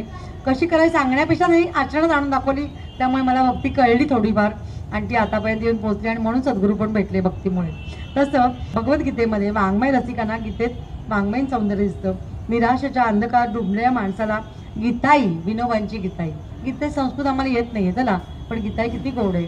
ती गीताई वाचावी, तो पण आपल्याला आधार देतो. जीवन कसं जगावं विनोबाने सांगून ठेवले. का तर त्यांच्या आईला संस्कृत येत नव्हतं. मरे विनया, मला काय तुझी संस्कृत गीता वाचता येत नाही, काहीतरी कर बाबा. मग विनोबाने गीतेचं संस्कृतचं संपूर्ण अनुवादित मराठीमध्ये केलं. पण ते आईने विचारलं की नाही माझ्या, मग आईपुढे मी कसा श्रेष्ठ होईन, मग उगीचंच महात्म्य मला द्याल ना तुम्ही, म्हणून त्यांनी त्याचं नाव गीताई लिहून टाकलं आणि मग ती गीता रचली. गीताई रचली म्हणजे अशी गीताई माणसाला आशेचा प्रकाश देते. असफलतेच्या आयुष्यामध्ये सफलता कशी असावी तिच्या मार्गावर नेऊन सोडते आणि तिची वाट पाहणं पण शिकवते. तितिक्षा, वाट कशी पाहायची गीता शिकवते. मग तू आपल्याला वाटतं ना 18 दिवस अर्जुन काय ऐकत बसला का, नाही ऐकत बसला, पण त्याला कळलं ना की त्याच्या भगवंताच्या मुखातनं काय काय ते सगळं घ्यायचंय, मला ग्रहण करायचंय. मग ग्रहण कधी करू, जेव्हा तो सगळं बोलतो तो पण घेतलं पाहिजे. आणि कसं घेतलं पाहिजे, नम्रताने घेतलं पाहिजे. गंगेत तुम्हाला तांब्या घ्यायच्या भरून, तसं उभा तांब्या घेतला तर गंगा भरेल का हो? नाही. मला नम्र झालं पाहिजे, मला वाकून कळशी घेतली पाहिजे किंवा गडू घेतला पाहिजे, तर ती गंगा येणार ना. तसा अर्जुन 24 तास नम्र राहिला भगवंतापुढे. 24 तास सगळे दिवस, आजच्या बाच्या 7 दिवस, 24 तास, 365 दिवस, जेवढा जेवढा सहवास मिळाला भगवंताचा, तेव्हा तेव्हा भगवंताच्या सहवासामध्ये अर्जुन सख्यत्व जरी असलं तर नम्रत्वाने राहिला. आणि तसं नम्र राहायला गीता शिकवते. स्त्रियांसाठी गीता म्हणते की स्त्रियांनी काय करावं, कीर्तीचं पालन करावं. कीर्ती घराण्याची, वडिलांकडे असताना आई वडिलांच्या घराण्याची, सासऱ्यांचं सासरच्या घराण्याची, आपलं जे कर्तृत्व असेल त्याची पण कीर्ती, चांगलं कर्म आपण करतो त्याची पण कीर्तीचं पालन करावं. गृहलक्ष्मीने गुणलक्ष्मीने वागावं. आजच्या आपण गुरुवारच्या कहाणीमध्ये ऐकतो, गृहलक्ष्मी ती गुणलक्ष्मी असते. गुणांचं संवर्धन करावं. लज्जा हा स्त्रीचा खरा दागिना आहे. त्या मर्यादेत तिने सगळं सौंदर्य साठवले आहे. तसंच सौंदर्य आपलं कसं टिकवावं तर त्या लज्जेने साठवून ठेवावं. स्त्रीची वाणी कशी असावी तर प्रेमळ असावी. स्त्रीची वाणी पावन म्हणजे पवित्र असावी आणि ती प्रेरणादायी असावी. दुसऱ्याला काहीतरी करावं असं वाटलं पाहिजे अशी प्रेरणादायी असावी. विद्यार्थ्याला गीता काय शिकवते, तद्विधी प्रणिपातेनं, नम्रत्व शिकवते. गीता आता सगळ्या शाळांना केली आहे, छोट्या मुलांसाठी छोटी पण केलेली आता. तर ती कशी शिकवते, प्रणिप्रश्नेन सेवया, म्हणजे काय सेवाभाव शिकवते. मुलांना सेवा करा हे शिकवायची गरज नाही, पण मी बाळा पाणी आणतोस का हे आपण कधी म्हणू, जेव्हा मी पाणी मोठ्यानं देईन तेव्हा. मी येणाऱ्याला पाणी विचारते की पाणी आणून देते काका, बसा उन्हात नाही आलात, तेव्हा ते माझा नातू लगेच येतो, चहा घेणार, कॉफी घेणार, मग सरबत घ्या, मला लिंबा सरबत फार आवडतं. म्हणजे लोकांना आश्चर्य वाटावं असं बाळ वागतं. कशामुळे, आपण काय करतो ते बघितल्यामुळे. तसं प्रणिप्रश्ने सेवा म्हणजे सेवाभावी वृत्ती गीता शिकवते मुलांना. विद्या विनय शोभते हे पण गीतेने सांगितलं. जिज्ञासा पाहिजे प्रत्येक मुलाला, ती पण गीता शिकवते की काय आहे. उत्सुकता असतेच मुलांकडे. मग मुलं आपण काय म्हणतो, हे थांब रे तुला कळत नाही म्हणायचं, त्याला कळू दे ना, त्याला उत्सुकता आहे ना, पण ते निराकरण करायला शिका तुम्ही मग प्रगल्भ व्हा त्यांचं निराकरण करायला. पण आपण काय म्हणतो परदेशी, झोप रे तुला काही कळत नाही, दुपारची वेळ झोप. मुलांना झोपा म्हणूच नका. आमचे महाराज म्हणतात छोटे असताना आपण काय करतो, दामटून झोपवतो. नका झोपू, त्याला बघू दे सगळं, त्याला शिकू दे सगळं, निरीक्षण करू दे ना, आत्मसात करू दे ना. आपण उलट करतो, नको त्यावेळेस झोपवतो. थोडा मोठा होऊ दे, 5वी 7वी जाऊ दे, हे झोपू नको गाढवा, त्याला झोपलाच काय. पंडितची आपण चुकीचे शब्द बोलून जातो. मग हे दोन्ही करू नका. महाराज म्हणतात दोन्ही करू नका.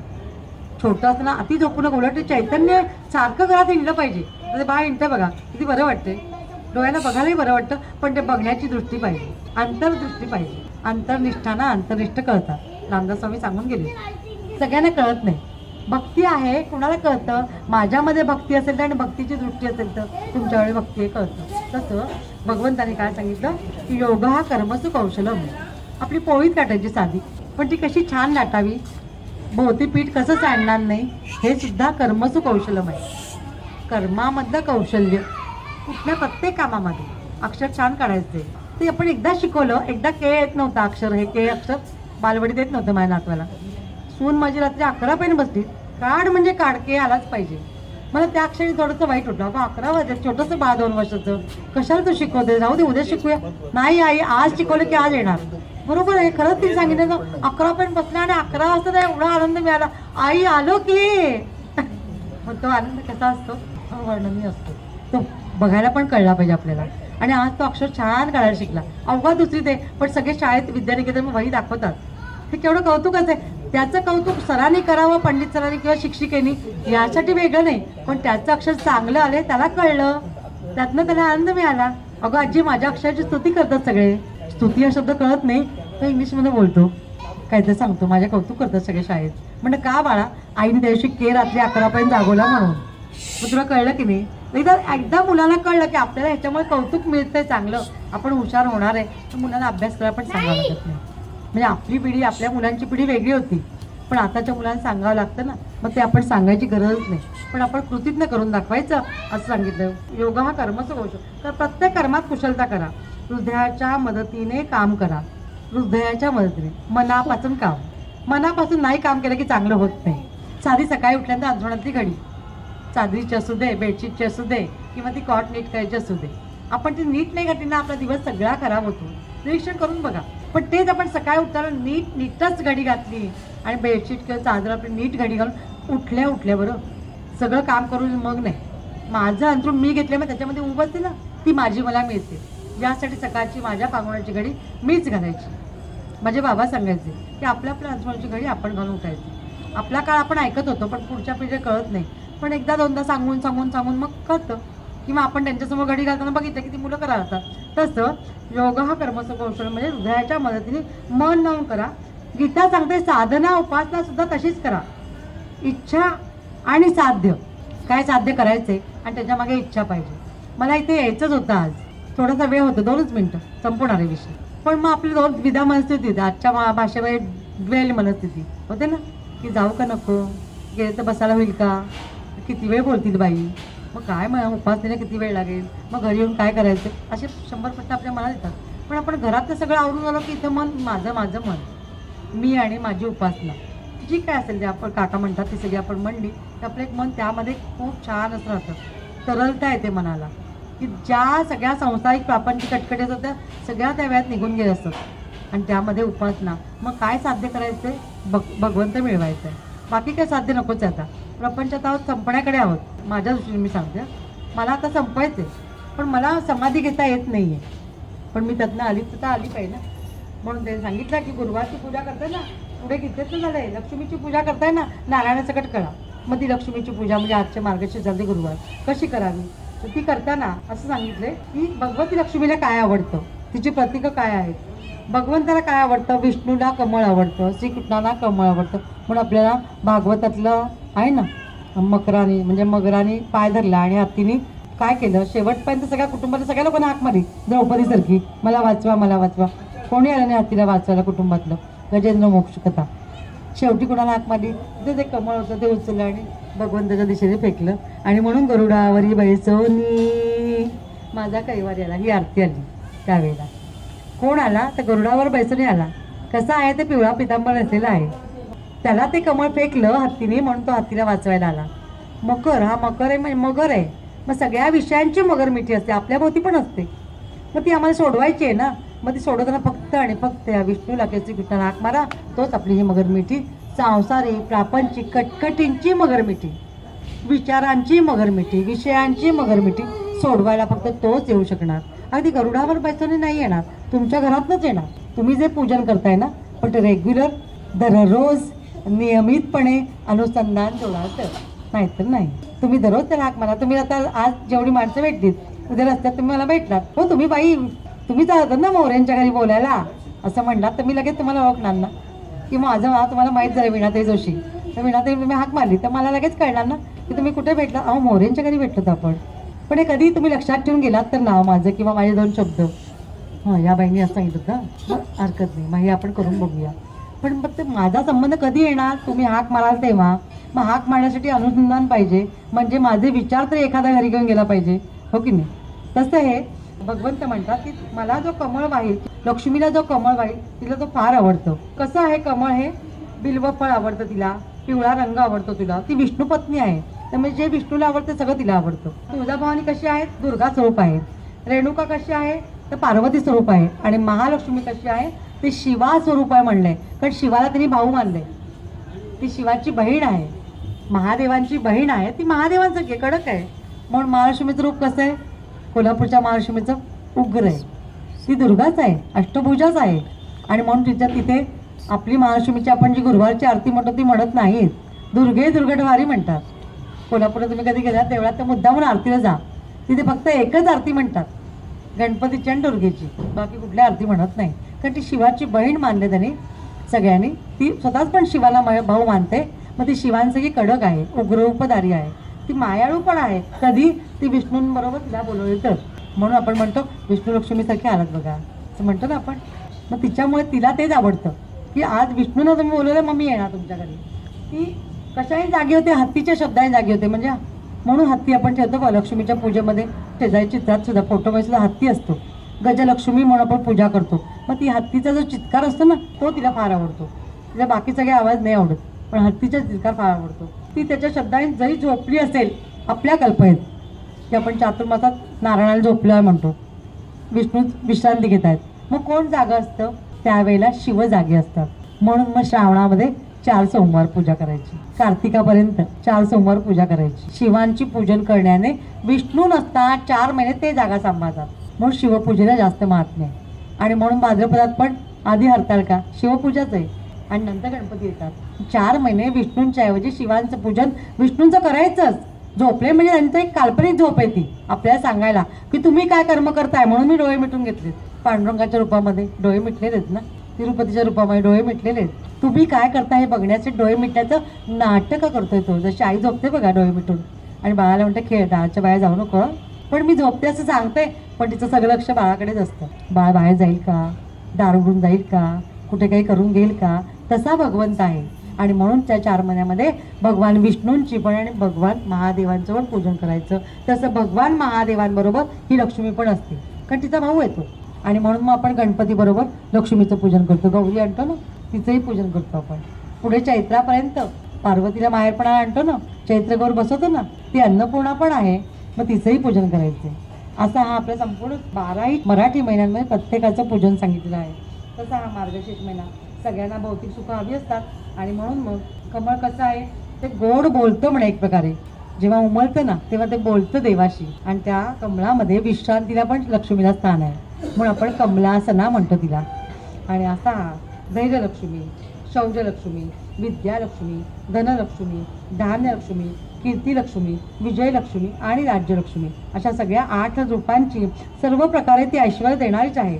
तिचं आवडतं प्रतीक म्हणजे कमळ आणि पिवळं फूल. सगळ्या अवयवांना पण भगवंताच्या आपण कमळाची उपमा देतो. भगवंताचे चरण कसे आहेत, चरण कमल म्हणले. व्यंकटेश स्तोत्रामध्ये जय जयजी पंकजाक्षा, पंकज म्हणजे कमळासारखे डोळे अक्ष ज्याचे आहेत तो व्यंकटेश आहे. अर्धवून मिळतं, कमळाची कळी कशी उमलली, अर्धी उमललेली असते, तर त्याच्यात ते डोळे आहेत. त्याचे वदन कसं आहे, तर वदन कमल असं म्हणते, कमळासारखा चेहरा आहे गोल असा. त्याचं हृदय कसं आहे, कमळासारखं आहे. कसं कमळासारखं मऊ आहे हृदय, हृदय कमल. मग प्रत्येक ठिकाणी कमळाची उपमा दिलेली जाते. आणि अशा ह्या कमळाची दृष्टी कशी कुठे असते, तर सूर्याकडे असते. म्हणून सूर्य विकसित कमलिनी म्हणतो आपण. ते सूर्य उगवल्याशिवाय कमळ उगवतच नाही किंवा उमलतच नाही. मग त्याची दृष्टी वर काय आहे, तर वर भगवंत आहे आणि त्याला मला बघायचं आहे, तो मला बघतो आहे. आणि म्हणून सूर्य विकसिनी कमलिनी असं म्हटलंय की सूर्य उगवला की ते उमलतं ते कमळ. ते कसं आहे, तर आपलं जीवन तसं फुलावं अशी अपेक्षा माणसाने करावी. सूर्यप्रकाशात कमळाचं जीवन आहे. सूर्यभक्तीमध्ये कमळाचं उदाहरण जास्तीत जास्त येतात की सूर्योदयाला उमलणारं जीवन तेच सूर्यास्ताला मिटून जातं. आपल्या पण आयुष्यात सूर्यास्त होणार एक दिवस. मग तो कसा मिटताना कसं असावं, तर देणारं असावं. म्हणून सूर्यकमळ, कमळ कसं असतं, छानपैकी उगवतं, भगवंताला वाहिलं जातं आपल्या मनापासून, ते स्वतःच वाहून घेतं आणि संध्याकाळचं ते मिटून जातं. मग दिवसभराचं आमचं कर्म कसं असावं, तो सूर्य विकसित कर्म असावं. म्हणून आपण काय म्हणतो, मी शास्त्री ज्योतिषी पण आहे, त्यामुळे आम्ही सांगतो 12च्या आत चांगलं कर्म करून घ्या. मुहूर्त करायचा सकाळी 12च्या आत करा, गृहप्रवेश करायचा 12च्या आत करा. 12 नंतर सूर्य डोक्याला गेला की चावली माणसाचीच माणसाच्या खाली येऊ लागते. निसर्ग नियम आहे हा, भूगोल आहे हा. तर तसं न होता सूर्य उगवला तेव्हाच आपण चांगलं कर्म करू. गुरुपूजन सुद्धा गाणगापूरला 12ला जन्म आहे दत्त जयंतीचा, म्हणजे 12च्या आत आहे. 11:36 वगैरे अशापासून दत्त जन्माला सुरुवात होते आणि 12च्या आत पाळण्यात ठेवतात दत्ताला. आपण संध्याकाळी का करतो, तर आपण महाराष्ट्रात आहोत, गाणगापूर कर्नाटकात येतं, महाराष्ट्रात आहोत. मग सूर्य कधी उगवतो आणि कधी मावळतो, ते तिन्ही सांध्या दत्तगुरू कुणाच्या तरी त्यावेळेला आले होते. गुरुचरित्रामध्ये उल्लेख आहे, तिन्ही सांध्या दत्तगुरू आले. मग त्या उल्लेखामुळे आपण महाराष्ट्रीयन लोक संध्याकाळच्या दत्त जयंती करतो. तिन्ही सांधीला 7 वाजता दत्तजन्म करावा, म्हणजे 6:40 नंतर दत्तजन्म कधीही करावा, पण तो 7च्या आत शक्यतो. 6:20 6:40 दत्त पाळण्यात घालून घेतो आपण, म्हणून संध्याकाळी आपण दत्तजन्म करतो. असं हे कमळ सूर्योदयाला उगवणारं भगवद्गीतेमध्ये पण कमलाच्या जीवनाचा आदर्श मानून जीवन जगण्याचा श्रीकृष्णाने सांगितलंय की पाण्यात राहून सुद्धा कसं अलिप्त राहतं, तसं आम्ही संसारात राहून अलिप्त राहायला शिकावं. संसारी माणसाला संसारात राहून जलकमलवत राहावं कसं शिकावं सांगितलंय. तिचं आसन तिला पूजन करताना महालक्ष्मी कमलासनात बसवावी असंही सांगितलंय. ते मांगल्याचं प्रतीक आहे. आणि आजची दत्त जयंती ही पण आजच्या मार्गशीर्ष महिन्याची महत्त्वाची. या दत्त जयंतीला खंडोबाच्या नवरात्राच्या आधी, दत्त जयंतीच्या आधी खंडोबाचं नवरात्र येतं. मग खंडोबाचं रूप सुद्धा काय आहे, तर महादेवाचं रूप आहे. ते महादेवाचं पूजन याही महिन्यात सांगितलंय. म्हणजे नुसतंच महालक्ष्मीचं पूजन नाही, नुसतं दत्तांचं पूजन नाही, नुसतंच विष्णूचं पूजन नाही, तर महादेवाचं पूजन आपल्याला दाखवण्यासाठीच खंडोबाच्या रूपातनं महादेव पूजन करून घ्यायचं. म्हणून षड्रात्रोत्सव 6 रात्र्यांचा 6 दिवसाचा उत्सव करायचा आणि त्या मार्गशीर्ष महिन्यामध्ये खंडोबाचं पण नवरात्र करून घ्यायचं. चंपाषष्ठीला ते उठतं तेव्हा काय सांगितलं त्यांनी, भगवंताची कशी उपासना करावी, ते नित्य उपासना करावी, दररोज करावी, पण 6 दिवसामध्ये जास्त महत्त्व सांगितले. नित्य उपासना करण्याने तुमचा स्वतःचा आत्मविश्वास वाढतो. आज केलं उपासना आणि आता 8 दिवसाची, मी 8 दिवसाच्या आजच 8 वेळा विष्णू सहस्त्र म्हणून घेतलं, आता 8 दिवस बघायच नको विष्णू चालेल का हो? नाही चालणार. सकाळी उठल्यानंतर आम्हाला दररोज चहा लागतो नाही का, उठल्या होतं मला अगदी असं. आपण सांगतो ना कौतुक की मला बाई कामच होत नाही, उठलो की गरम चहा पाहिजे, आमचे हे करतातच, माझे सासरे करतात, मला चहा देतात, मग मी लगेच कामाला लागतो. तसं भगवंताला पण दररोज त्याची आठवण करायला आवडते आणि ती आवड आपण कशी पुरी करणार, ह्या एकाच जन्मात पुरी करू शकणार आहोत. पुढचा जन्म आहे की नाही माहिती. मला हे म्हणतात तू पुढच्या जन्मीनं संन्यासी होशील, म्हणून होऊ दे, अगदी उत्तम, तुमच्या सगळ्यांच्या सेवेतनं मुक्त. म्हणजे मग मी काय खाल्लं नाही खाल्लं शिजवलं नाही का, पण आज मला तुमच्या सगळ्यांची काळजी करावं होतं, बाळ जरा पण करून ठेवून जावं होतं, मग मी कशी संन्यासिनी होणार, नाही होणार, प्रपंचिक आहे मी आत्ता. तर तसं नव्हतं, संन्यासी होऊ दे. नाही म्हणून तू अनासक्त व्हायला लागलीस, म्हणलं व्हायलाच पाहिजे बाबा, अनासक्त होता आलं पाहिजे, वय वाढेल तसं त्यात लिंपून घेणं सुटता आलं पाहिजे. मग नाही तर शेवटच्या दिवशी माझा जीव जाणार नाही मी सगळ्यांमध्ये अडकले तर. मग आत्तापासून मी अलिप्त झाले तर मला शेवटच्या दिवशी फक्त तोच आठवणार की दररोज मी त्याची उपासना करत होते, तोच आहे आणि त्याच्या नामामध्ये मला शेवटचा श्वास गेला पाहिजे. पण तो जायला मला अनुसंधान जोडलं पाहिजे ना, मला सवय केली पाहिजे ना, चालायची सवय. डॉक्टर सांगतात ना दररोज चाला, हृदयासाठी चांगलं असतं. एका दिवशी 10 किलोमीटर चालले आणि पुढे चाललेच नाही, होईल का? उद्यापासून झोपले बेडरेस, नाही चालणार ना, दररोज चाललं पाहिजे. पण दररोज 15च मिनटं कलावती सांगायच्या, छोटासा नियम करा, 15 मिनटं असे जा की त्या 15 मिनटाला परत आलं की तुमचं घर आलं पाहिजे. नाही तर आपण काय करतो 45 मिनटं सांगितले म्हणतो, आज 45 मिनटं बूट शाल स्वेटर सगळं घालून चालतो, उद्यापासून सुट्टी. कालचेच पाय एवढे जमले 45 मिनटं फास्ट चाललेले की आज आम्हाला चालताच येत नाही. तसं नको, छोटासा नियम करावा पण तो नियम दररोज पाळला गेला पाहिजे. तसं सांगितलं की नित्य उपासना करण्याने तुमचा आत्मविश्वास वाढतो, मनोधैर्य वाढतं आणि कोणत्याही प्रसंगी तुम्ही थांबून गोंधळून जात नाही. कुठलाही प्रसंग येऊ द्या आयुष्यामधला, त्यावेळेला आपण कुठेही अडखळत नाही. आपल्याला फक्त पहिली आठवण ठेच लागल्यानंतर आई गं म्हणतो की नाही, ठेच चांगली पण आणि वाईट पण, म्हणजे वाईट प्रसंगाची पण ठेच आणि चांगल्या आनंदाची पण ठेच, दोन्ही लागू शकतात. आई भेटते समोर, पळत चालली आणि ठेच लागली तर आनंद काय असतो डोळ्यामध्ये, आई आली आहे हा आनंद असतो ना, त्या ठेचेचं काही वाटत नाही. मग जरी अंगठा फुटला तरी, किंवा जे आपल्या आवडती व्यक्तीकडून समोर आली आणि सद्गुरू आले आणि पळत गेले आणि पडले तरी काही वाटत नाही. समोर महाराज दिसत आहेत ना, त्यांना बघण्यासाठी पळाले, काही बिघडत नाही, काही वाईट वाटत नाही, की लागलेलं पण कळत नाही. मग त्यावेळेला तो आनंद मिळतो ना, ती ठेच आनंददायी असते. तशी चुकून ठेच लागली, खुर्ची पडली पायावर, डोळ्यात पाणी येतं, तेव्हाही आईगच म्हणलं होतं. मग तशी भगवंताची आठवण प्रत्येक वेळी आली पाहिजे. सद्गुरू वेळेला सद्गुरूंची आठवण प्रत्येक वेळी आली पाहिजे. घासोघासी नाम घ्या, एकादशी करायची गरज नाही. गोंधळ महाराज म्हणतात दररोजचं जेवण करताना श्रीराम जयराम जय जयराम 3दा म्हणा. मग तुम्ही एकादशी नाही केली किंवा करत असाल आणि एखाद्याशी दुसऱ्या गावी गेली आणि चुकली तर केवढा जीव चुटपुटतो हो, संकटची होती, मोडली हो. तर ती मोडली हा विचार करण्यापेक्षा दिवसभर श्री गणेशायन म्हणावं, तर मोडल्याचं पाप निघून जाईल, जर आपल्याला ते पाप वाटत असेल तर. असं सांगितलंय की नित्य उपासनेने मनोधैर्य वाढतं, संकटांना प्रश्नांना सामोरं जायला मदत होते आणि ती उपासना करणं प्रत्येकाला आवश्यक असते.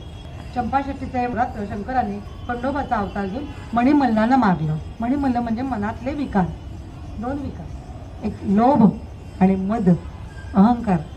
आणि लोभ कशाचा, हे माझं ते माझं, ते माझे हे माझे, तो मोह आहे ना, लोभ आहे ना, तो दोन्हीला मारायचं काम खंडोबाच्या अवतारामध्ये केलं. आणि या दत्त जन्मामध्ये देवाला काय आवडतं, देवाचं पूजन, देवाची गायन, आता आपण म्हणलं ना पूर्वी भजनही म्हणायचो आपण, तर ते सगळं देवाला आवडतं. तर पालखी सेवा देवाला आवडते गुरुदत्तांना, म्हणून प्रत्येक ठिकाणी दत्त ठिकाणी सगळी पालखी सेवा असते. वाडीला जा, गाणगापूरला जा, अतिशय सुंदर. परवाच मी वाडीला जाऊ मध्ये आणि रात्री 10 पर्यंत थांबायला योग आला. मग शेजारतीची पालखी, काय सुंदर भजनं म्हणतात की घरी जावंसच वाटत नाही, पण त्या तिथे थांबायचा अधिकार नाही आहे, आपल्या प्रापंचिकाला नाहीच नाही आहे, भटजींना सुद्धा नाही आहे. म्हणजे वाडीला रात्रीची शेजारती झाली ना आणि जी पालखी फिरते ना ती झाली की सगळ्यांनी वर चढायचं, खाली देव एकटेच असतात, तेव्हा त्यांना कोणी नको असतं, त्यांना शांतता हवी असते. दिवसभर मागण्यांच्या समोर किती मागण्या पूर्ण करणार नाही का? आपण घरी असतो तर किती पूर्ण करून दमून जातो, त्याला हे पाहिजे, त्यांना ते पाहिजे, त्यांना ते पाहिजे. मग त्यांना किती विश्वाची मागणी असते, त्यामुळे ते म्हणतात खाली मी फक्त एकटाच पाहिजे. आज तागायत कोणीही खाली थांबलेलं नाही, थांबायला देत नाहीत. थांबताना थांबणाऱ्या माणसाने परीक्षा बघायची म्हणलं तर भयानक त्रास होतात त्याला, आणि ते त्रास कोणी काढू शकत नाही, असे त्रास होतात. तर परीक्षा बघायला पण आपण जाऊ नये. तर असं हे दत्ताला काय आवडतं तर त्यांना पूजन आवडतं, गायन आवडतं, पालखी सेवा आवडते आणि अन्नदान आवडतं. मग कुठेही तीर्थक्षेत्राला जा, अन्नदान सेवा सगळीकडे अहोरात्र शिर्डीला जा चालू आहे, स्वामींच्या ठिकाणी शेगावला जा चालू आहे, गजानन महाराजच्या अक्कलकोटला जा अन्नदान सेवा चालू. सगळी दत्तांचीच परंपरेची सगळी दत्तसेवा आहे. ते भगवंत हे दत्तात्रय जन्माला आलेच असतात म्हणून आपण दत्त जयंती साजरी करतोच, पण त्याशिवाय त्यांची स्मृती कायम राहावी म्हणून आपण दरवर्षी दत्त जयंती किंवा कुठला राम जन्म, दत्त जन्म, श्रीकृष्ण गोकुळाष्टमी सगळे जन्म देवांचे साजरे करतो. आणि ते करण्याने काय मिळतं, आपल्याला आनंद मिळतो की आज दत्तांचा पाळणा आपण म्हणला तरी आपल्याला खूप आनंद होतो, जसं की आपणच अनुसय आहोत असा आनंद त्या गाण्यात मिळतो आपल्याला. आणि ते स्मर्तुगामी आहेत, कायम निरंतर आपल्याबरोबर राहणारे आहेत. तुम्ही स्मरण फक्त करत राहा, ते तुमच्याबरोबर येणारच. त्रिगुण हा दत्त त्रिगुणी अवतार आहे, साक्षात उभा राहणारा आहे. अकस्मात एखादी शक्ती तुमच्या उपयोगी पडते आणि मग आपण म्हणून जातो अरे दत्ताचं काय राहायचं, आणि आपण म्हणतो पंडित दत्ताचं का लावला. त्याच्यामध्ये काय आहे तर निर्मिती, स्थैर्य आणि संहार हे सगळे आहे. सत्वरजतम या 3 शक्तींमध्ये दत्ताच्या रूपामध्ये येतात. अनुसयेच्या म्हणजे असूयारहित ठिकाणी भगवान दत्तात्रयांचा जन्म होतो. हे त्रिमूर्ती आहेत, कारण भगवान महादेव, ब्रह्मदेव, भगवान विष्णू आणि महादेवांचे रूप आहे. हा दत्तांच्या जन्माचं रूपाचं एक 6 हात म्हणजे 3 शिरे 6 हात हे त्यांचं सुंदर रूप आपण नेहमी पूजन करतो. आणि त्यांचंच हे या दत्त जयंतीच्या उत्सवाच्या निमित्ताने आपण गुरुचरित्र पारायण करतो. त्या पारायणाबरोबर या दत्त जयंतीच्या अनुषंगाने गंगावती महाराज जयंती इथे साजरी करतो. आज इतकी वर्ष इथे साजरी करतात बा, म्हणजे भाईंसारखा भक्त होणे नाही असं म्हणत हरकत नाही या कलियुगामध्ये. तर त्यांच्या सगळ्या कुटुंबियांना खूप शुभेच्छा देते आणि एक दानाबद्दल 1-2 ओळी बोलते आणि सांगते, माझ्या विषयाला विश्रांती देते. आजपर्यंत तुम्ही सगळ्यांनी दानाचं महत्त्व ऐकलं असेल सगळीकडे. मग दानशूर का म्हणायचं, दानी लोकांना दानशूर का म्हणायचं. मग आपण दानशूर म्हणजे काय म्हणतो, खूप काही देणारा, रिलायन्सचा मालक, खूप काही म्हणजे पगार भरपूर वाटतो आणि काय काय देतो असे लोक सांगतात. आणि काही उलटही सांगतात की काही नाही, महिनाभर काम करून एवढीच देतात असंही म्हणतात. मग तो शूर होईल का, नाही होणार. पण आपण मत दानशूर आहोत. कसे आहोत आपण दानशूर. शूर म्हणजे काय तर वस्तुतः दान देताना किंवा काही तुम्ही देणार असेल दान, तर शूरत्व म्हणजे काय, शूरत्व म्हणजे मनापासून देता येणारं, तिथे शूरत्व म्हणलंय. शूर म्हणजे तलवार घेऊन मारायला जायचं नाही आपल्याला कोणाला. शूर म्हणजे काय, आम्ही काय देणार आहोत. मग काय देणार आहोत, बोवार्डन शाळेचं दान होत नाही बरं का, ते दान होणार नाही. किंवा जुने कपडे कोणाला ते दान होणार नाही. पण जुने कपडे चांगले आहेत, मला हवे आहेत, तरी सुद्धा मी देते कुणाला तरी. माझ्याकडे 10 साड्या आहेत पण मला 5 पुरणार आहे, हा माझा स्थायी भाव मनाचा तयार झाला आणि त्या 5 साड्या मी गरजूला दिल्या, तर ते दान शूरत्व होईल. शूरत्व कुठे तर कुठेतरी आपल्या शूरपणा आणा होतो. काही देताना मन धजत नाही. एक आजी आजोबा होते आणि त्या बाई म्हणाल्या अरे मला हे सगळं घर स्वच्छ करायचं. बरं म्हणणे, कामवाईला बोलवलं आणि आज ही खोली स्वच्छ कर, ती खोली स्वच्छ, ती सगळं केलं. तर कामवाई स्वच्छता केली, धुवून पुसून काढलं. आता आजी काय काय टाकायचं सांगा बरं. हां हे घेऊन जा, ते घेऊन जा असं आधी म्हणाल्या. आणि नंतर म्हणलं तिने विचारलं आजी पाळणा घेऊन जाऊ. नाही नाही माझ्या सोन्याचा पाळणा आहे. सोन्याचा म्हणजे सोन्या नावाचा मुलगा माझा, तो आज अमेरिकेला आहे, तो 60 वर्षाचा आहे. 80 वर्षाची आजी म्हणतात माझ्या सोन्याचं पाळणं आहे. ठेव ठेव ठेव ठेव. मग कपाटातलं हे घेऊन जाऊ का, नाही नाही ते माझ्या आजी सासूबाईंनी दिले, ते नको न्यूज. वय वर्ष 80 आजींचं, वय वर्ष 85 आजोबांचं. मग शेवटी असं सगळ्या वस्तू नाही नाही म्हणत आली ती बाई. मग उरलं काय, ते ती कामवाली म्हणली बाहेर कोल्हापुरी वाहनांचा जोड आहे, आजी घेऊन जाऊ का हो, माझ्या नवऱ्याला पाय पोळतात हो, घेऊन जाऊ का. हां म्हणलं घेऊन जा, पण एकच घेऊन जा, एक राहू दे, साप पिंचोला की मारायला लागतं आम्हाला. त्याला शूरत्व म्हणता येईल का आपल्याला. म्हणजे आमचा मोह शेवटच्या श्वासापर्यंत कुठेही सुटत नाही. तो सोडता आला तर असे उत्सव करण्यामध्ये काहीतरी म्हणजे काय त्या उत्सवांचं साध्य होईल असं म्हणता येईल. तर आज तुम्ही सगळ्यांनी इथे दान देताना आपण कशात देतो, दान श्रमाचं येतो, धनाचं येतो, सेवेचं येतो. आणि आज तुम्ही सगळ्यांनी वेळेचं दान दिलं आहे. दानाबद्दल मनापासून आभार मानते. या मोरे काकांच्या कुटुंबांचे सगळं मनापासून आभार मानते. किती मला सेवा मिळते, म्हणजे प्रवचन सेवा करण्याची संधी मिळते. तुम्हाला सगळ्यांच्या या वेळ दानाबद्दल मनापासून आभारी आहे. धन्यवाद. पुन्हा भेटूया पुढच्या वर्षी. नवीन वर्षात शुभेच्छा. नमस्कार. चिंतन श्री गुरुदेव दत्त.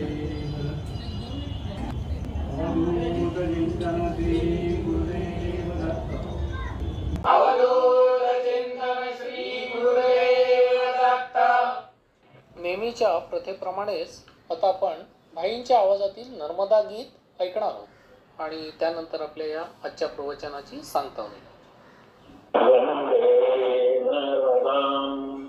वंदे नर्मदां सुसदां सुमदां सुवर्णरञ्जितां सर्वकामदां जलमदां वन्दे नर्मदां पूज्यगाङ्गीं नतजनतारिणीं पूर्णगामिनीं जनमनवारिणीं शरण्यं सततशोणीं सुमतां वरदां नर्मदां वन्दे नर्मदां कोटिकण्डकमलवारिणीं वारुणीं उच्चपल्लवकलवासिनीं भामिनीं मत्स्यकट्यादिपतिशायिनीं गाङ्गायिनीं सुहासिनीं शिवरगनन्दिनीं मतिकां गतिकां नर्मदां वन्दे नर्मदां भक्ति भक्ति प्रणाम रंगमोदक प्रणाम दुष्टजन दुष्टराम भक्तजन सौषधाम श्रीमलौ महाप्रहाम श्रीगतापावहाम शिवात्मजाम जन्मि मंजिराम भगताम परदाम हरमिताम वंदे नर्मदाम वंदे नर्मदाम. नर्मदा माता की जय. अवधूत चिंतन श्री गुरुदेव